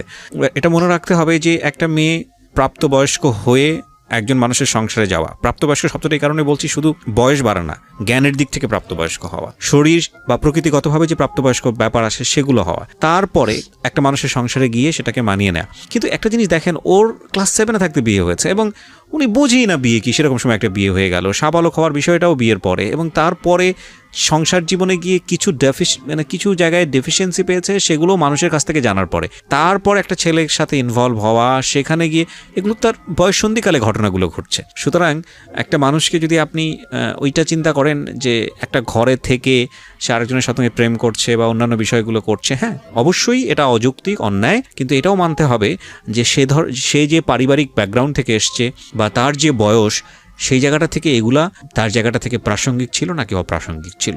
ভাবনার জায়গাগুলোকে একটু ইলাবোরেটলি রাখেন, সবসময় একটা স্কেলে কাউকে মাইপেন না, এবং মূল কথা হচ্ছে মাইপেনই না, কারণ এটা তার জীবনে ঘটেছে, প্রচার হচ্ছে এই কারণে যাতে আপনার জীবনে না ঘটে। সুতরাং ওইখান থেকে ঘটনাগুলোকে দেখার চেষ্টা করেন। আর আনফর্চুনেটলি আমাদের সোশ্যাল মিডিয়া বলেন বা অন্যান্য জায়গাগুলোতে বলেন, যখন কোনো একটা ঘটনা ঘটে সবাই পণ্ডিত হয়ে যায়, সবাই জ্ঞান দেওয়া শুরু করে, মনে হয় যে একেবারে ফেরেস্তার মতো, কার জীবনে কোনো কিছু ঘটেনি, গালি গালাজ থেকে শুরু করে তার দিকে আঙ্গুল তোলা থেকে শুরু করে সব কিছু। আরে ভাই, এই আঙ্গুলটা ওপর দিকে মানে সামনের দিকে না দিয়ে আঙ্গুলটা নিচের দিকে দিলে জীবনটা অনেক বেশি সহজ হয়, সুন্দর হয়। এবং এই জন্যই মূলত এনারা আসেন কষ্ট করে, যাতে করে আপনারা ভুলটা না করেন। তো আপনার হাজবেন্ড নিশ্চয়ই বুঝতো যে এই সময়টাতে আপনি এই ছেলেটার প্রতি অনেক বেশি ডিভোটেড, কথা বলতেছেন তার সঙ্গে, এটা কি বুঝতো সে? না, মানে আর বুঝতো না যে কথা হয়। আচ্ছা, এটা আপনি গোপন করতেন? হ্যাঁ, আচ্ছা। ফোনটা আমি সাইলেন্টই থাকতো সবসময়, আমি মাঝে মাঝে এসে দেখতাম যখন দেখতাম যে একটা কল আসছে, ও ছাড়া তো আর কেউ দেবে না কল ওই ফোনে, তো যখন দেখতাম যে একটা কল আসছে তখন আশেপাশে দেখতাম যে কেউ আছে কি না, মানে জায়গা খুঁজে গোপন ভাবে তাকে ফোন করতেন। আচ্ছা, তো আপনি যে সিদ্ধান্ত নিয়ে ফেলেছেন ছেলেটার সঙ্গে আপনি সংসার করবেন, তাহলে তো সময় নিচ্ছিলেন কেন? ওই যে ওর দিক দিয়ে ও তো কিছু করে না, ও কিছু করে না। আর আমার তো 2টা বাচ্চা, যেহেতু আমি মেয়েটার হাতের দিকে তাকাইয়ে দেখতাম যে এই হাত দিয়ে আমি যদি একে রাইখে যাই তাহলে নিশ্চয়ই কেউ একে কারো কাছে দেবে, কারণ আমার হাজবেন্ড তো দ্বিতীয়বার বিয়ে করবে না, যেহেতু সে তো অসুস্থ, সে তো বিয়ে করবেই না। তো মেয়েটা কারো কাছে দিয়ে দেবে যে কেউ পালুক, ফুপি বা চাচি। তো আমার এটাই ভয় করতো যে ওই হাত দিয়ে পাতিল মাজাবে। এটাই আমি এখন বললাম যে আমার শুধু এটাই মনে হইতো যে পাতিল মাজবে। যাই হোক, তখনকার ছোট বয়স ছিল, কম বয়স ছিল, মানে বুদ্ধি কম ছিল, মনে হইতো ওই হাত দিয়ে থালি বাটি বা পাতিল টাতিল মাজাবে। একটা পাতিল মাজতে দিলে ও ওই হাত দিয়ে পারবে না মাজতে, তো ওকে আমি রাইখে যাইতে পারবো না। যখন ছেলের দিকে তাকাতাম, ছেলে যে এত সুন্দর ছিল বলার মতো না, তাকাইলে মনে হইতো আমি একে রাইখে যাব, যদি পানি টানিতে পড়ে যায় বা কেউ মারে তখন ও কোথায় যাবে, আম্মুকে কাকে ডাক দেবে, মানে আমি একেও থুয়ে যাইতে পারতেছি না। আবার যখন আমি ফোনে কথা বলতাম ওই ছেলেটার সাথে, তখন আমি ওকেও ফেলতে পারতাম না, আমি আসলে ওকে কোথায় রাখবো। ও খুব কানাকাটি করা শুরু করলো যে আমি তোমাকে ছাড়া থাকতেই পারি না, মানে লুকায় কথা বলতে বলতে এরকম করতে করতে আবার অনেক দিন হয়ে গেল। যাই হোক, একটা কর্মচারী আমাদের দেখে ফেলে যে আমি ফোনে কথা বলি। ওকে, কয়েকদিন কর্মচারী বলতে আপনাদেরই কর্মচারী? হ্যাঁ, দোকানের কর্মচারী। ও যাই বলে দেয় যে আমি মনে হয় মামি কথা বলতেছে ফোনে। তো আমি তো সত্যি সত্যি ফোনে কথা বলতেছি, ফোনটা আমার উন্না দিয়ে পেঁচানো, তা উন্নাটা মনে হচ্ছে যে বালিশের উপর দিয়ে রাইখে তারপর কথা বলতেছি। একদম সেই মুহূর্তে চলে আসে আমার হাজবেন্ড, এসে মানে বুঝতে পারে যে আমার কাছে ফোন আছে। তো অনেক আবার খুব মারামারি ধরাধরি হইল ওই দিনকে থেকেই। আর ফোনটা তো পাইনি, ফোনটা আমি টয়লেটের ভিতর ফেলে দিছিলাম দৌড়াই যায়, কিন্তু ফোনটা নেয়নি, আমাকে খুব মারলো। মারা টারার পরে তো একদম ওই ফোনটাও নষ্ট হয়ে গেল, যোগাযোগ বন্ধ। তো 10-15 দিনের ভিতর একদম একটু কাছাকাছি চলে আসলাম, হাজবেন্ডের বুঝাই টুঝাইয়ে একটা ফোন কিনে নিলাম আবার। তো তখন ওই ফোনটা পায়ে আবার কথা বলা শুরু করলাম। আচ্ছা, কথা বলার পরে মাসখানিক পরের থেকে হলো যে এটা শুরু হলো আজ হাজবেন্ডের সাথে কথা বলা। একদম মানে ও বলতো যে একদম কথা বলবা না, আমি নিয়ে যাব, অল্প কিছুদিনের ভিতর আমি কিছু করলেই নিয়ে যাব। আরেকটা কথা বলি যে ও হচ্ছে এমন অনেক বড় ব্যবসায়ী, কিন্তু একটা চকলেটও কোনোদিন হাতে করে আনে না, এরকম কোয়ালিটির।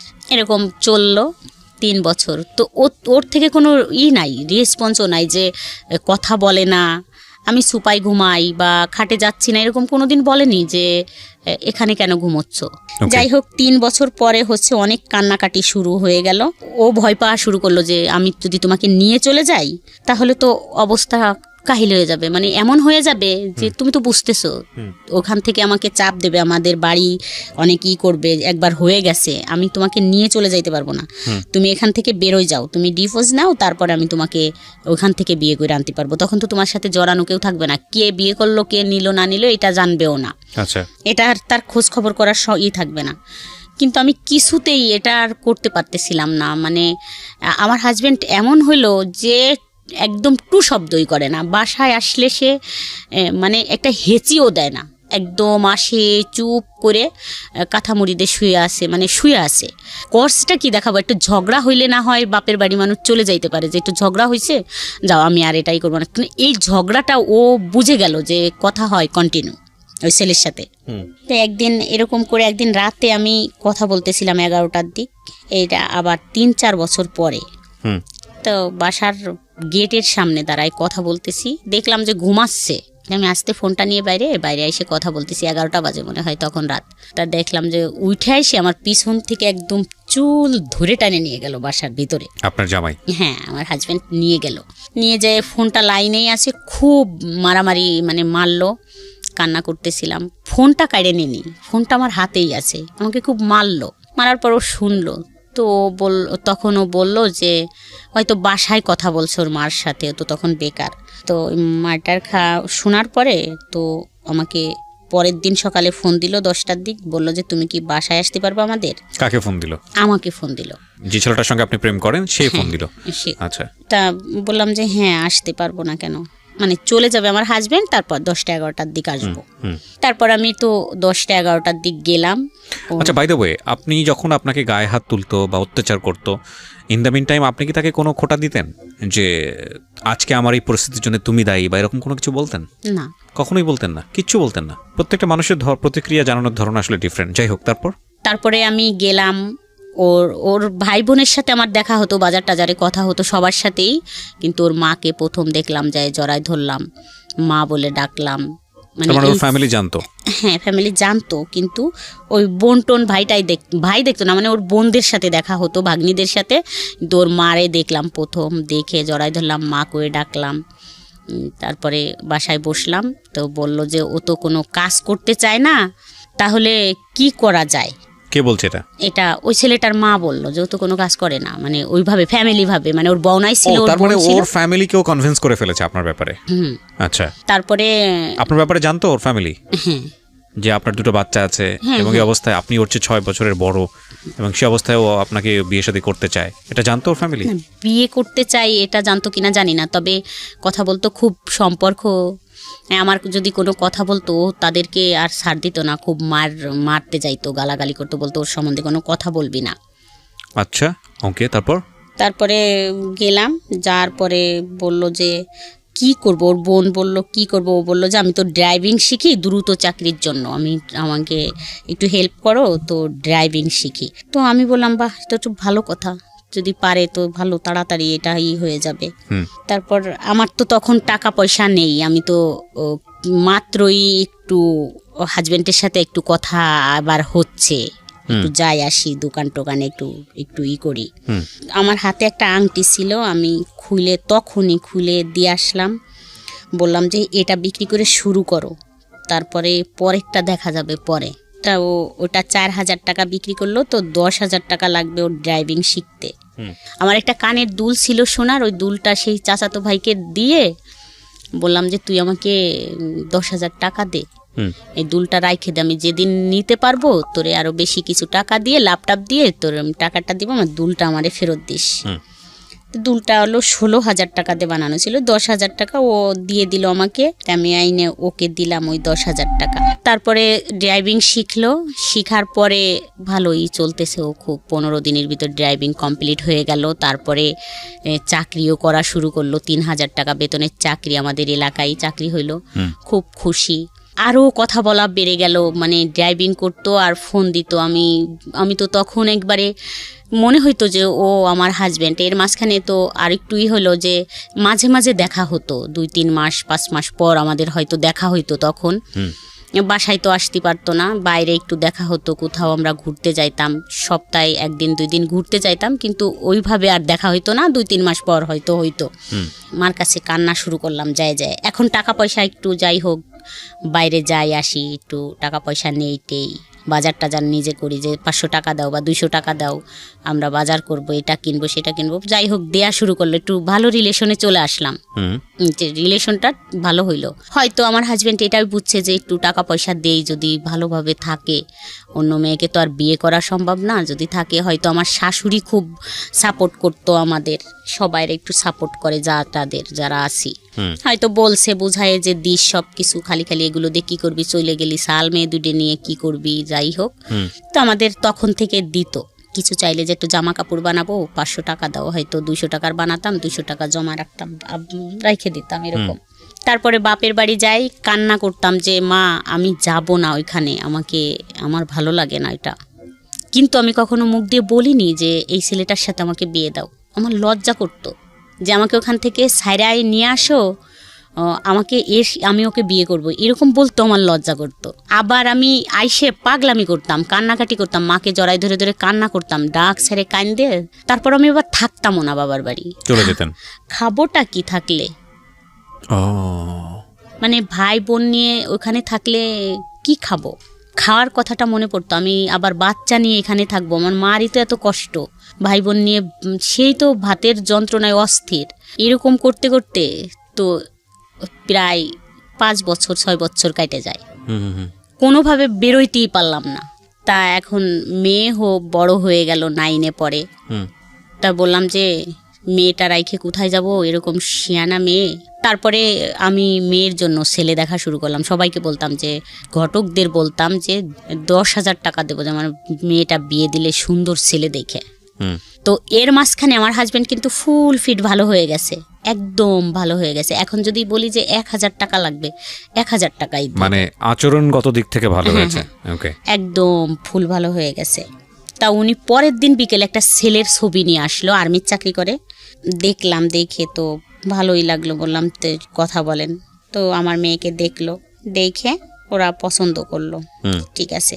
তা ওই ছেলের মা আসলো, বললো যে, আমি বললাম যে শোনেন, কোনো কথা বলা লাগবে না, আমার তো যে মনের ভিতর রয়েছে যে মেয়ে বিয়ে দিয়ে তো আমি চলে যাব, তো আমার মেয়ের পিছনে যদি 5-7 লাখ টাকা যায়ও আমার তো সমস্যা নেই, আমি তো একবারে দিয়েই যাব, কোনো কথা বলার থাকবে না যে শাশুড়ি এরকম বা আমার বিয়েন এরকম ছিল। তো বললাম যে কোনো কথা বলা লাগবে না, আমরা যথেষ্ট পরিমাণ জিনিসপত্র দিয়ে দেব, কোনো টু শব্দ হবে না, আপনি বলতেও পারবেন না এটা ভালো লাগে নাই। যাই হোক, এইভাবে বিয়ে হলো। বিয়ে দিয়ে দিলেন? হ্যাঁ, বিয়ে হয়ে গেল পহেলা বৈশাখ। গুডনেস, ওকে ওকে। দেখেন, মানে না বলেন, আপনি বলেন, আমি আসলে আগে থেকে মন্তব্য না করি। হ্যাঁ, বিয়ে দিয়ে দিলাম। ওর তো প্রায় 7,60,000 টাকার মতো খরচ হইল ওর বিয়েতে, সব কিছু দিয়ে একবারে পুরাই করে দিয়ে বিয়ে হয়ে গেল। এখন বিয়ে হওয়ার পরে আমার বিষয়টা নিয়ে শুরু হয়ে গেল তোলপাড়। কিরকম তোলপাড়? তোলপাড় শুরু হইলো এটাই যে শাশুড়ি কথা বলে কারোর সাথে, মানে ও তো আর্মি, ও হচ্ছে ও খুব ভালো ছেলে, মানে সবাই খুব ভালো, কিন্তু ও একটু বেশি ভালো ছেলে। মানে ও চাচ্ছে যে আমার শাশুড়ির তো কম বয়স, আইসা এসে থাকতেছে, দেখতেছে 1 বছর পর আর কি ও এগুলোই করলো যে কম বয়স শাশুড়ির, কিন্তু কথা বলে ফোনে, এটা আমি জানতে পারছি বাইরের থেকে। তারপরে আমি একটু দেখে রাখি, আমার শাশুড়িকে একটু দেখে রাখি, মানে বয়স কম, একটু দেখে রাখা, মানে একটু শাসন করা, একটু এটা সেটা বলা শুরু করলো। তা আমার ভালো লাগতো না এগুলো, ঠ্যাস ঠুস বলা টলা শোনা টোনা। তা আমি চুপই থাকলাম, তো কোনো কথা বলতাম না। তা আমার মেয়েকেও প্রশ্ন করতো যে কথা বলে এটা মানা করো, এটা কথা বলে মানা করো, কিন্তু কথা বলে কিভাবে মানা করলেই কি এটা হয়? আর তখন তো প্রায়, মানে it was an open secret, cause আপনার ফ্যামিলি সবাই এটা জানতো, আপনার মেয়েও এটা জানতো, আপনার ছেলেও এটা জানতো, সবাই জানতো। এবং সবাই এক ধরনের কি, মানে আপনার ছেলে মেয়ের রিয়াকশন কি ছিল বলেন তো? ওই যে বাবার দিক থেকে একটু কমই ছিল না, যখন ওরা ছোট ছিল, ওদের জন্য তো এরকম বললাম না, একটা চকলেটও তো কখনো হাতে করে আইনে দিয়ে বলে নাই যে এই চকলেটটা তুমি খাও। তার মানে ওরাও সামহাও বাবার এই ফলটা খুঁজে পেয়েছে। এখানে একটা জিনিস খুবই মারাত্মকভাবে আমি পয়েন্ট করতে চাই। ব্রোকেন ফ্যামিলির ক্ষেত্রে ম্যাক্সিমাম টাইম আমি দেখেছি ছেলে মেয়েদের ক্ষেত্রে, যখন এরকম বাচ্চাদেরকে নিয়ে অনেক সময় মা চলে আসে বা বাবা চলে আসে, দেন আই আস্ক দেম যে আসলে তোমার দিক থেকে পয়েন্টটা কি, তুমি কেন তোমার বাবাকে স্টপ করো নাই, বা তুমি কেন তোমার মাকে থামাও নাই? এবং কমন অ্যান্সারটা এরকম থাকে যে বাবা তো আমার সাথে যেটা করেছে সেটাই তো আমার পছন্দ ছিল না, মা আমার সাথে যেটা করেছে সেটাই তো আমার পছন্দ ছিল না। এবং তারা খুব ন্যাচারালি একটা পক্ষ নিয়ে নেয়, সেটা মায়ের পক্ষ হোক বা বাবার পক্ষ হোক। এক্ষেত্রে আমি জানি না ওনার ক্ষেত্রে কি হয়েছে, তবে লাকিলি আমি বলবো যে ওনার ছেলে মেয়ে ওনার পক্ষে নিয়েছে, বিকজ অফ ওনার কথা যদি সত্যি হয় তাহলে ওনার হাজব্যান্ড মানে ছেলে মেয়েদের যে বাবা, তার আচরণ ছেলে মেয়েদের প্রতি যেরকম হওয়া উচিত ছিল সেরকম হয়নি। But it has to B mention in our show, বারবার বলি যে এই শোগুলোর একটা বড় ধরনের দুর্বলতা হচ্ছে দিস ইজ নট ইনভেস্টিগেটেড, এবং এই ধরনের জিনিসগুলো ইনভেস্টিগেট করারও কোনো সুযোগ নাই। আপনি দেখবেন যে ধরনের কেস আজকে এখানে রিভিল হচ্ছে, এটা ইনভেস্টিগেট করার মতো বিষয়ও না, কজ ইনভেস্টিগেট করতে গেলে এটা তুলকালাম হয়ে যাবে। আর প্রথম কথা হচ্ছে আমরা ইনভেস্টিগেট করতেও চাই না, বা আমাদের এটা একটা দুর্বলতা, আমরা সেটা বলি। তো সেই জায়গাটা থেকে একটা গল্প বিশ্বাস করা, চরম পর্যায়ে বিশ্বাস করার একটা যৌক্তিক ব্যাখ্যা অনেক সময় প্রশ্নবোধক, মানে যদি বলি যে আসলে বিশ্বাস করাটাও একটা প্রশ্নবোধক ব্যাপার হয়ে দাঁড়ায়। কারণ একজন মানুষ যখন নিজের গল্পটা বলেন তখন কিন্তু তিনি নিজেকে সাফাই করেন, খুব স্বাভাবিকভাবেই সাফাই করেন। তো সেই জায়গাটা থেকে তাকে বিশ্বাস করাটা খুব কঠিন। আমরা এই জন্য বলিও যে আমাদের এই গল্পটা যে হুবহু আপনাকে বিশ্বাস করতে হবে বিষয়টা এরকম না, তবে মোরাল অফ দ্য স্টোরি আছে যে কারণে আপনি শুনতে পারেন, যেটা হয়তো আপনার ব্যক্তি জীবনে কাজে লাগবে। জি বলেন। তারপর তো আপনার ছেলে মেয়ে কখনোই আপনাকে বারণ করেনি বা কখনোই আপনাকে প্রশ্ন করেনি যে মা এই কাজটা ঠিক হচ্ছে না বা এটা করো না? না, কখনো এরকম ওরা বলেনি।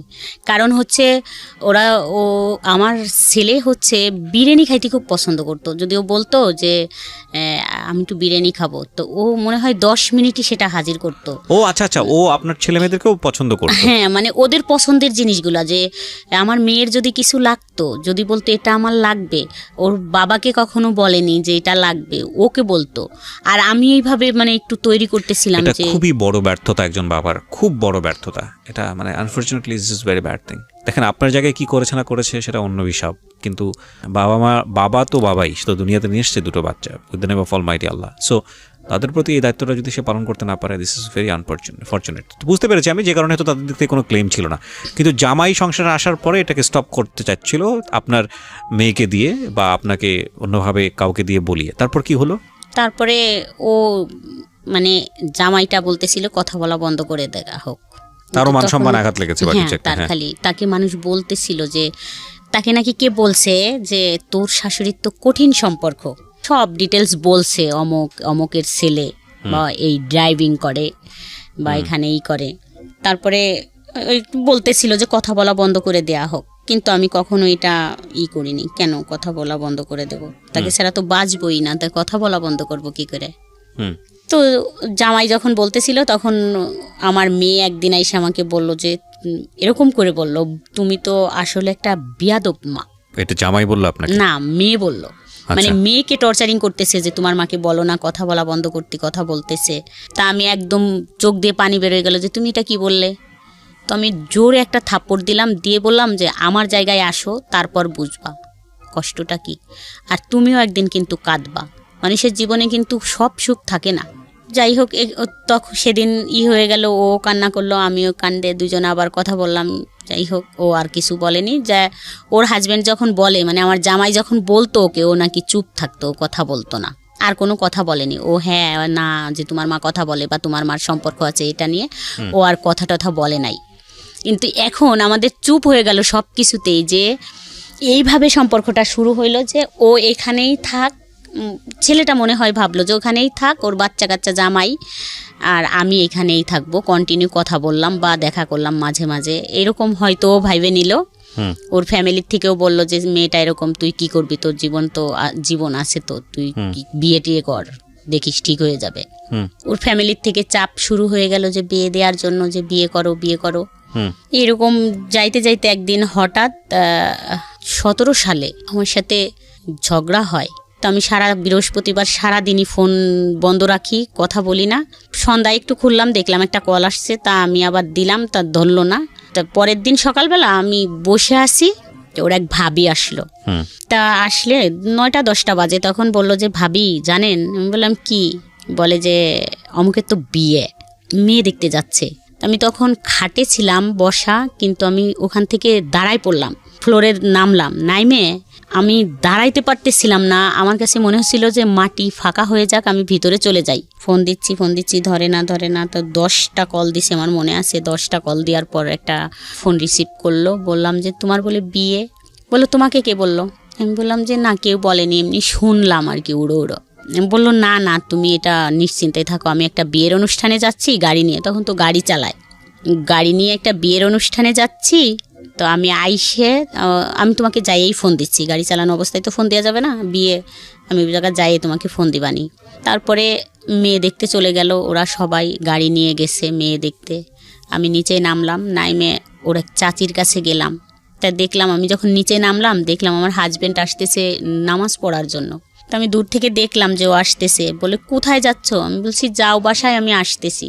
আমার আর ফিরে হাজব্যান্ডকে দেখে যে ভয় লাগবে, আমি ফিরে আসবো এরকম আসতে পারতেছিলাম না। আমি বলছি আমার তো সত্যটা জানা লাগবে, তুমি বাসায় যাও, আমি আসতেছি।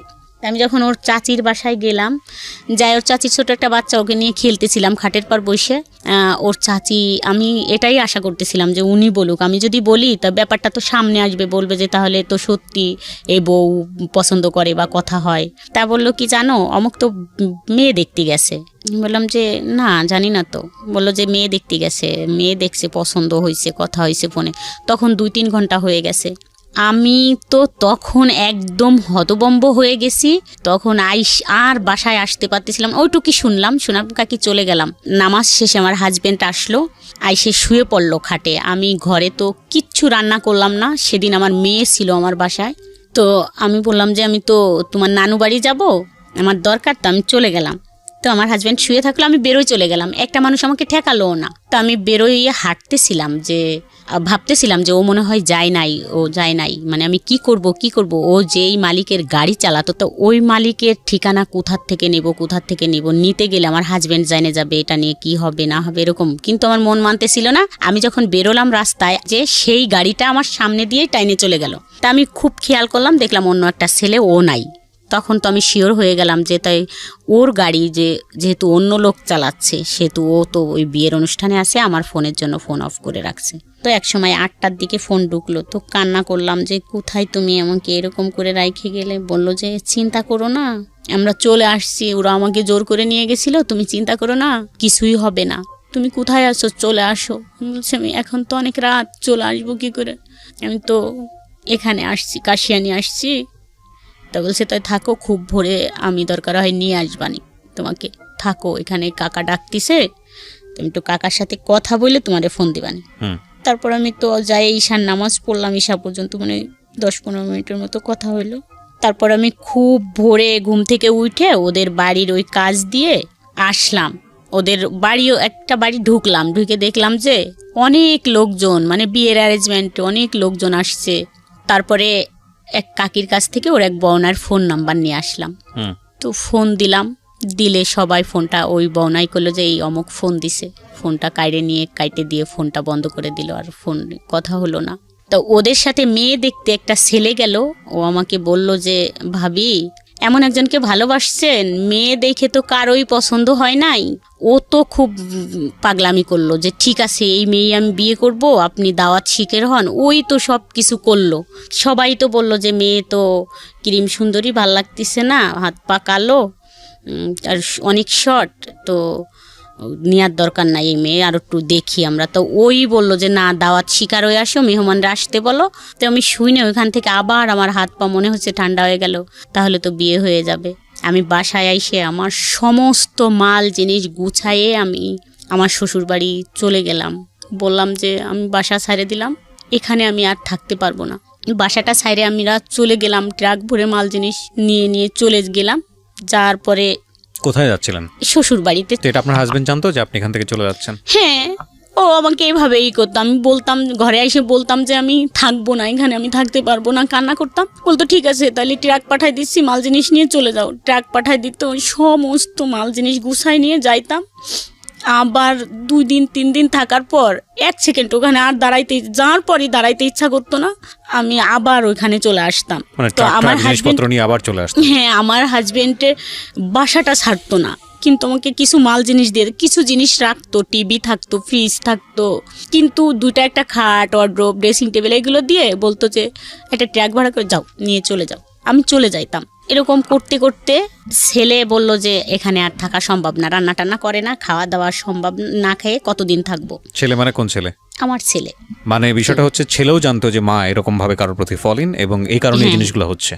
তাহলে জিনিসটা বোঝেন যে কতটা এক্সট্রিম লেভেলে হলে পরিবারের অন্য সদস্যরাও এটাকে না মেনে উপায় নেই, এরকম একটা জায়গায় চলে গিয়েছিল। জি বলেন। তারপর বুধবারে আমাকে ওর বড় ভাই ফোন দিয়ে বলে যে তুমি কি জানো অমুকের বিয়ে?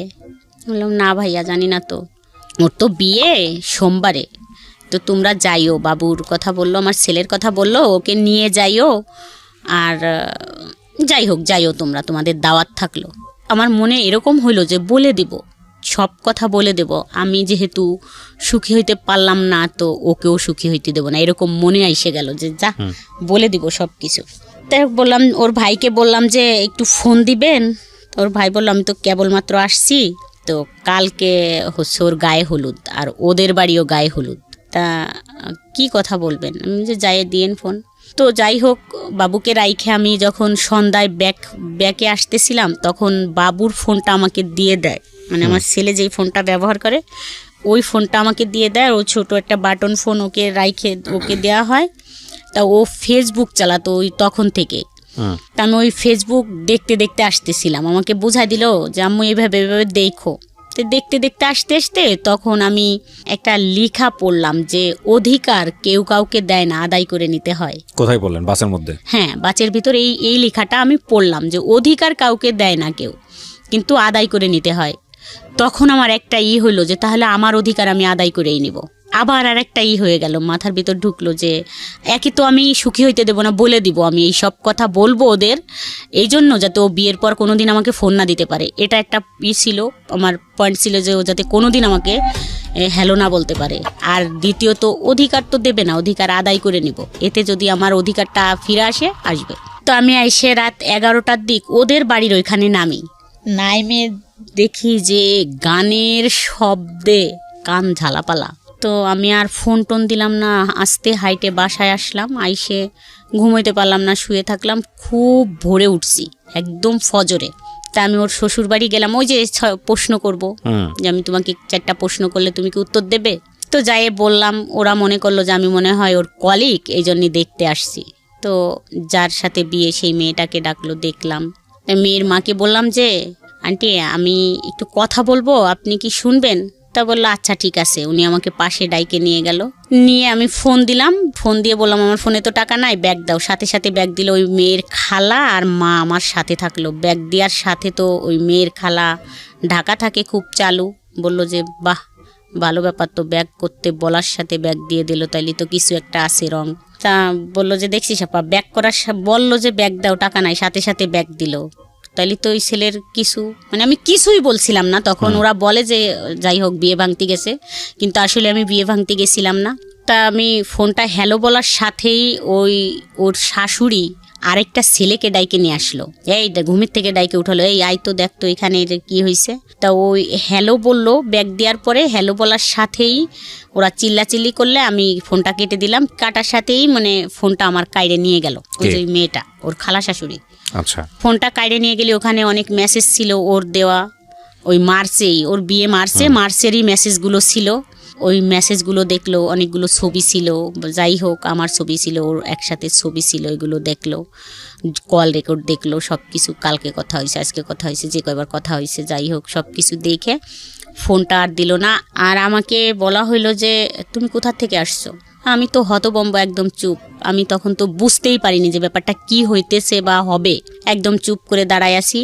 তা অনেক সময় দাঁড়ায় আসি, তা একজন বলল যে এই একটা চেয়ার দিয়ে বসুক, বললো না দাঁড়ায় থাক। তা ওরা হইচই করলো, ওই গ্রামের মাতুব্বর, মেম্বার, চেয়ারম্যান, যত মানুষ ছিল সবাই আসলো। আর এই ছেলেটার বাড়ির থেকে গাড়ি ভইরে সব লোক গেল, মুরব্বীরা, আমার হাজব্যান্ড গেল। যাওয়ার পরে কথাবার্তা হইলো। আমার হাজব্যান্ড বললো যে না, ওর কাছে ও তো অনেক টাকা পয়সা নিছে আমার ওয়াইফের কাছ থেকে, এই জন্যই মনে হয় টাকার জন্য আসছে, যে টাকাটা বিয়ে করলে তো টাকার পয়সা দেবে না, কথা বলতে পারবে না, এই জন্যই টাকাটা মনে হয় যে টাকাটা ফেরত দিক, এটাই বলার জন্যই আসছে। আমার হাজব্যান্ড ওখানে এটা বলল। মানুষ যে কি বলছিল সেই কথাগুলো যদি মানে এরকম বলতেছিল। ওই মেম্বার আসলো, আইসে আমি বসে আছি, মানে তার প্রথম কথা এরকম হলো যে মোনা তোমারে দেখতে তো ভালোই লাগে, তুমি ভালো ফ্যামিলিরও বউ, তা বিয়ের আগে ছেলেরা একটু টাইম পাস করে, এরকম বিয়ে করে না। যদি তোমাকে বিয়ে করতো তাহলে এই মেয়ের সাথে বিয়েতে রাজি হইতো না, তুমি এখানে কেন আসছো। আমি সত্যি আমি বুঝি নাই যে আমি আসলে কিসের জন্য ওখানে চলে গেছিলাম। এখন আমার মনে পড়ে যে আমি কেন গেলাম ওইখানে, আর কি জন্য। আজ তো না গেলে খুব ভালো জীবন কাটাইতে পারতাম এরকম, কিন্তু আমি জানি না বাট কেন গেছিলাম, কি ছিল আমি জানি না। জীবনে যত গালাগালি আর যত কথা শুনছি তার থেকে আমার কাছে মনে হচ্ছিল যে কিসে এসে পড়লাম আর কি করলাম। দেখেন, তারা যেসব আচরণ করেছে এটা তাদের জায়গা থেকে যুক্তিপূর্ণই ভাবে যে এত বড় বড় দুটো সন্তান আছে, সে একটা জায়গায় সংসার করছে, এরকম একটা ছেলের সঙ্গে সম্পর্ক করে যে ছেলের বিয়ে হওয়ার কথা সেই ছেলের বাড়িতে গিয়ে উপস্থিত হয়েছে এই মহিলা। আপনার ব্যাকগ্রাউন্ড তো তারা জানে না। আজকের এই গল্পে যেভাবে আপনি আজকে বলেছেন, তবুও 2 ঘন্টার সময় এনাফ না একটা মানুষের পুরো গল্প আনার জন্য। এই ব্যাকগ্রাউন্ড তো তারা জানে না, তারা শুধু রেজাল্টটা দেখছে, যেটার কথা আমি একটু আগেই বলেছি। পত্রপত্রিকায় বিভিন্ন জায়গাতে আমরা এরকম ঘটনা দেখি, তো তারা তো সেটা জানে না। সুতরাং 1000 জন মানুষের সাইকোলজিকে তো আপনি জাস্টিফাই করতে পারবেন না। হ্যাঁ, আপনার জন্য কষ্টকর, কারণ তারা অতীত জানে না, কীভাবে হয়েছে সেটা জানে না, কেন হয়েছে সেটা জানে না। তারপরও সামাজিকতার জায়গাটা থেকে এগুলো অন্যায়, চরমতম অন্যায়। কিন্তু এখানে যদি আপনাকে দোষ দেওয়ার জায়গাটা থাকে, সেটা একটা জায়গাতে আছে, সেটা নয় আমি একটু পরে কথা বলতে চাই। কারণ এই সম্পর্কটা 10 বছরের, ততদিনে আপনার একটা ম্যাচুরিটি এসছে, কিন্তু আপনি এতটাই বেশি ছেলেটার প্রতি ফলিন হয়েছেন, এতটাই বেশি প্রেমে মজে গেছেন, বা এতটাই বেশিও আপনাকে ভালোবেসে ফেলেছে যে এখানে আসলে আর কোনো যুক্তি খাটতেছে না। মানে মেয়ে বড় হয়ে গেছে, মেয়ের জামাই হয়েছে, মেয়ের বিয়ে শাদী হয়ে গেছে, ছেলে এত বড় হয়ে গেছে, আজকে আপনি ছেলেকে সাথে করে নিয়ে এসছেন স্টুডিওর বাইরে আপনার ছেলে অপেক্ষা করছে, এত বড় হয়ে গেছে, লোকজন জানাজানি হয়ে গেছে, এখন আর এসব চলে না, এখন নিজের জায়গাটা তৈরি করে নেওয়া উচিত, আলাদা হয়ে বের হয়ে যাওয়া উচিত, সেই জন্য যথেষ্ট সময় পেয়েছেন, কিন্তু সেটা সম্ভব হয়নি because of you love him deadly. এবং একটা কথা আছে যে যুদ্ধক্ষেত্র এবং ভালোবাসার ক্ষেত্র, এই দুটো ক্ষেত্রে নাকি সব কিছুই সম্ভব, এখানে কোনো হানা বলে কোনো কিছু নেই, everything is possible in love and war. যাই হোক, আমি বারবারই বলি যে ভদ্রমহিলার দিকে বা উনি যা বলতে এসছেন সেদিকে আঙুল তোলা আমাদের উদ্দেশ্য নয়, ওনার জীবনে যেটা ঘটেছে সেখান থেকে শিক্ষা নেওয়াটাই হচ্ছে আমাদের অনুষ্ঠানের মূল উদ্দেশ্য। জি, তারপরে কি হলো বলেন তো ওই বাড়িতে? তারপরে ওরা ওদের রান্না বান্না কমপ্লিট করলো, সবাই বললো, ওই মেম্বার বললো যে ঠিক আছে তোমরা সব করো, এখানে বিয়ে ভাঙা টাঙা লাগবে না, ওই মেয়েটা চলে যাচ্ছে, ওকে চলে যাইতে দাও, ওর হাজব্যান্ড আসছে, ওর হাজব্যান্ড খুব ভালো মানুষ, দিয়ে দাও, যাই করছে ভুল করছে না। কিন্তু এখানে তো একটা প্রশ্ন এসে যায়, যেখানে ওনারা সেলফোন পেলো, আপনার এরকম একটা অবস্থা দেখতেছে, ছেলেও আপনার প্রতি ডেভোটেড, এটা ওরাও বুঝতে পারছিল, তারপরে ওরা বিয়ে দিতে চাচ্ছিল কেন মেয়েটাকে? ওই ছেলেটার ওদের সম্পূর্ণ কাজ কমপ্লিট হয়ে গেছে, বিয়ের ডেট পড়ে গেছে, দাওয়াত হয়েছে, মেহমান অতিথি এসে গেছে, টাকা পয়সা। দেখেন, আমাদের সামাজিক দৃষ্টিভঙ্গির এই জায়গাগুলোর পরিবর্তন খুব জরুরি, খুব জরুরি। পরিবর্তন যে হচ্ছে না তা না, তবে পরিবর্তনগুলো খুব জরুরি। এটা অস্বীকার করার কোনো উপায় নাই যে একটা মেয়ের বিয়ের অনুষ্ঠান সব কিছু প্ল্যান হওয়ার পরে যখন বিয়েটা ভেঙে যায়, তখন পরবর্তীতে ওই মেয়েটার সামাজিকভাবে বিয়ে হওয়াটা কতটা কঠিন আমাদের সমাজে। তাহলে চিন্তা করে দেখুন যে এত কিছু জানার পরেও কেন মানুষ বাধ্য হচ্ছে এই ছেলেটার সঙ্গে এই মেয়েটাকে মানে বিয়ে দেওয়ার জন্য। মানে আমাদের সমাজ ব্যবস্থা এই জায়গাটায় কতটা কঠিন। আমরা সামাজিক সচেতনতার জন্য এত কিছু করি, আমরা এত কিছু করি, এত এত এত বিষয়গুলো নিয়ে আসি, কিন্তু এই বিষয়গুলো আমরা কেন আনি না? এই বিষয়গুলো নিয়ে মানুষকে আমরা কেন বেশি বেশি কথা বলার সুযোগ দিই না? আমাদের এই সামাজিক চিরায়ত এই যে প্রতিবন্ধকতাগুলো একটা মেয়ের জন্যে বা একটা মানুষের জন্য, এগুলো নিয়ে আমরা কেন কথা বলি না? এগুলো নিয়ে আমরা কেন ওপেন টক করি না, যাতে করে এই জায়গাগুলোর পরিবর্তন হয়? খুবই জরুরি। তো কি হলো এরপরে? ওই ছেলেটার কি হলো, আপনি যাকে লাভ করতেন? তারপরে ওখান থেকে ওদের তো সবাই মেম্বার বলে দিল, পরে আমার হাজব্যান্ড আমাকে নিয়ে আসলো, আইনে আমার শ্বশুর বাড়িতে আমাকে রাইখে দিল, মানে বাসায় আর আনলো না। আর আমার ছেলে তো তখন ঢাকায় দিয়েই আসছে, যে শনিবারের দিন আর রবিবারের দিন এই ঘটনা।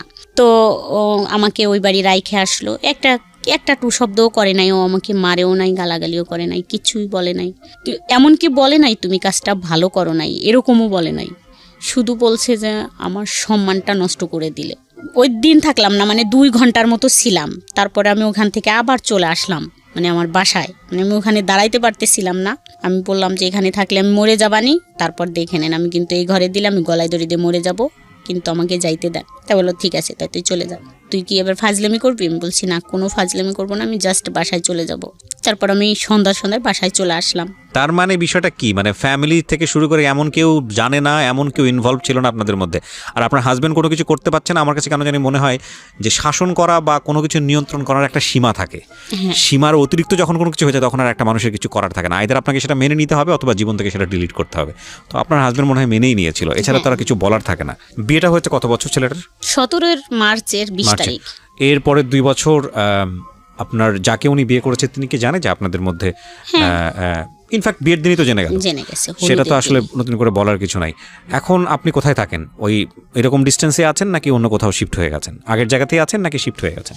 এখানে না, আগের জায়গাতেই আছি, মানে সেই বাসাটা ছেড়ে দিছি আমরা, ওদের বাড়ির পাশে এই বাসাটা। আমি কিন্তু অনেক সিম মানে চেঞ্জ করছি, সিম চেঞ্জ করে ফেলতাম, ও বাসায় আইসে এরকম করে মানে নাম্বার নিয়ে যাইতো, তারপর ওই বাসাটাও চেঞ্জ করে ফেলি। ওইভাবে কথা বলে, যেখানে আমাদের দেখা যায় সেখানে দাঁড়ায় থাকে, মানে অনেক অনুরোধ করে দূর থেকে একটু ফোনটা খোলো, 1 মিনিট কথা বলে, এরকম বলে। বিয়ে করছিল কেন?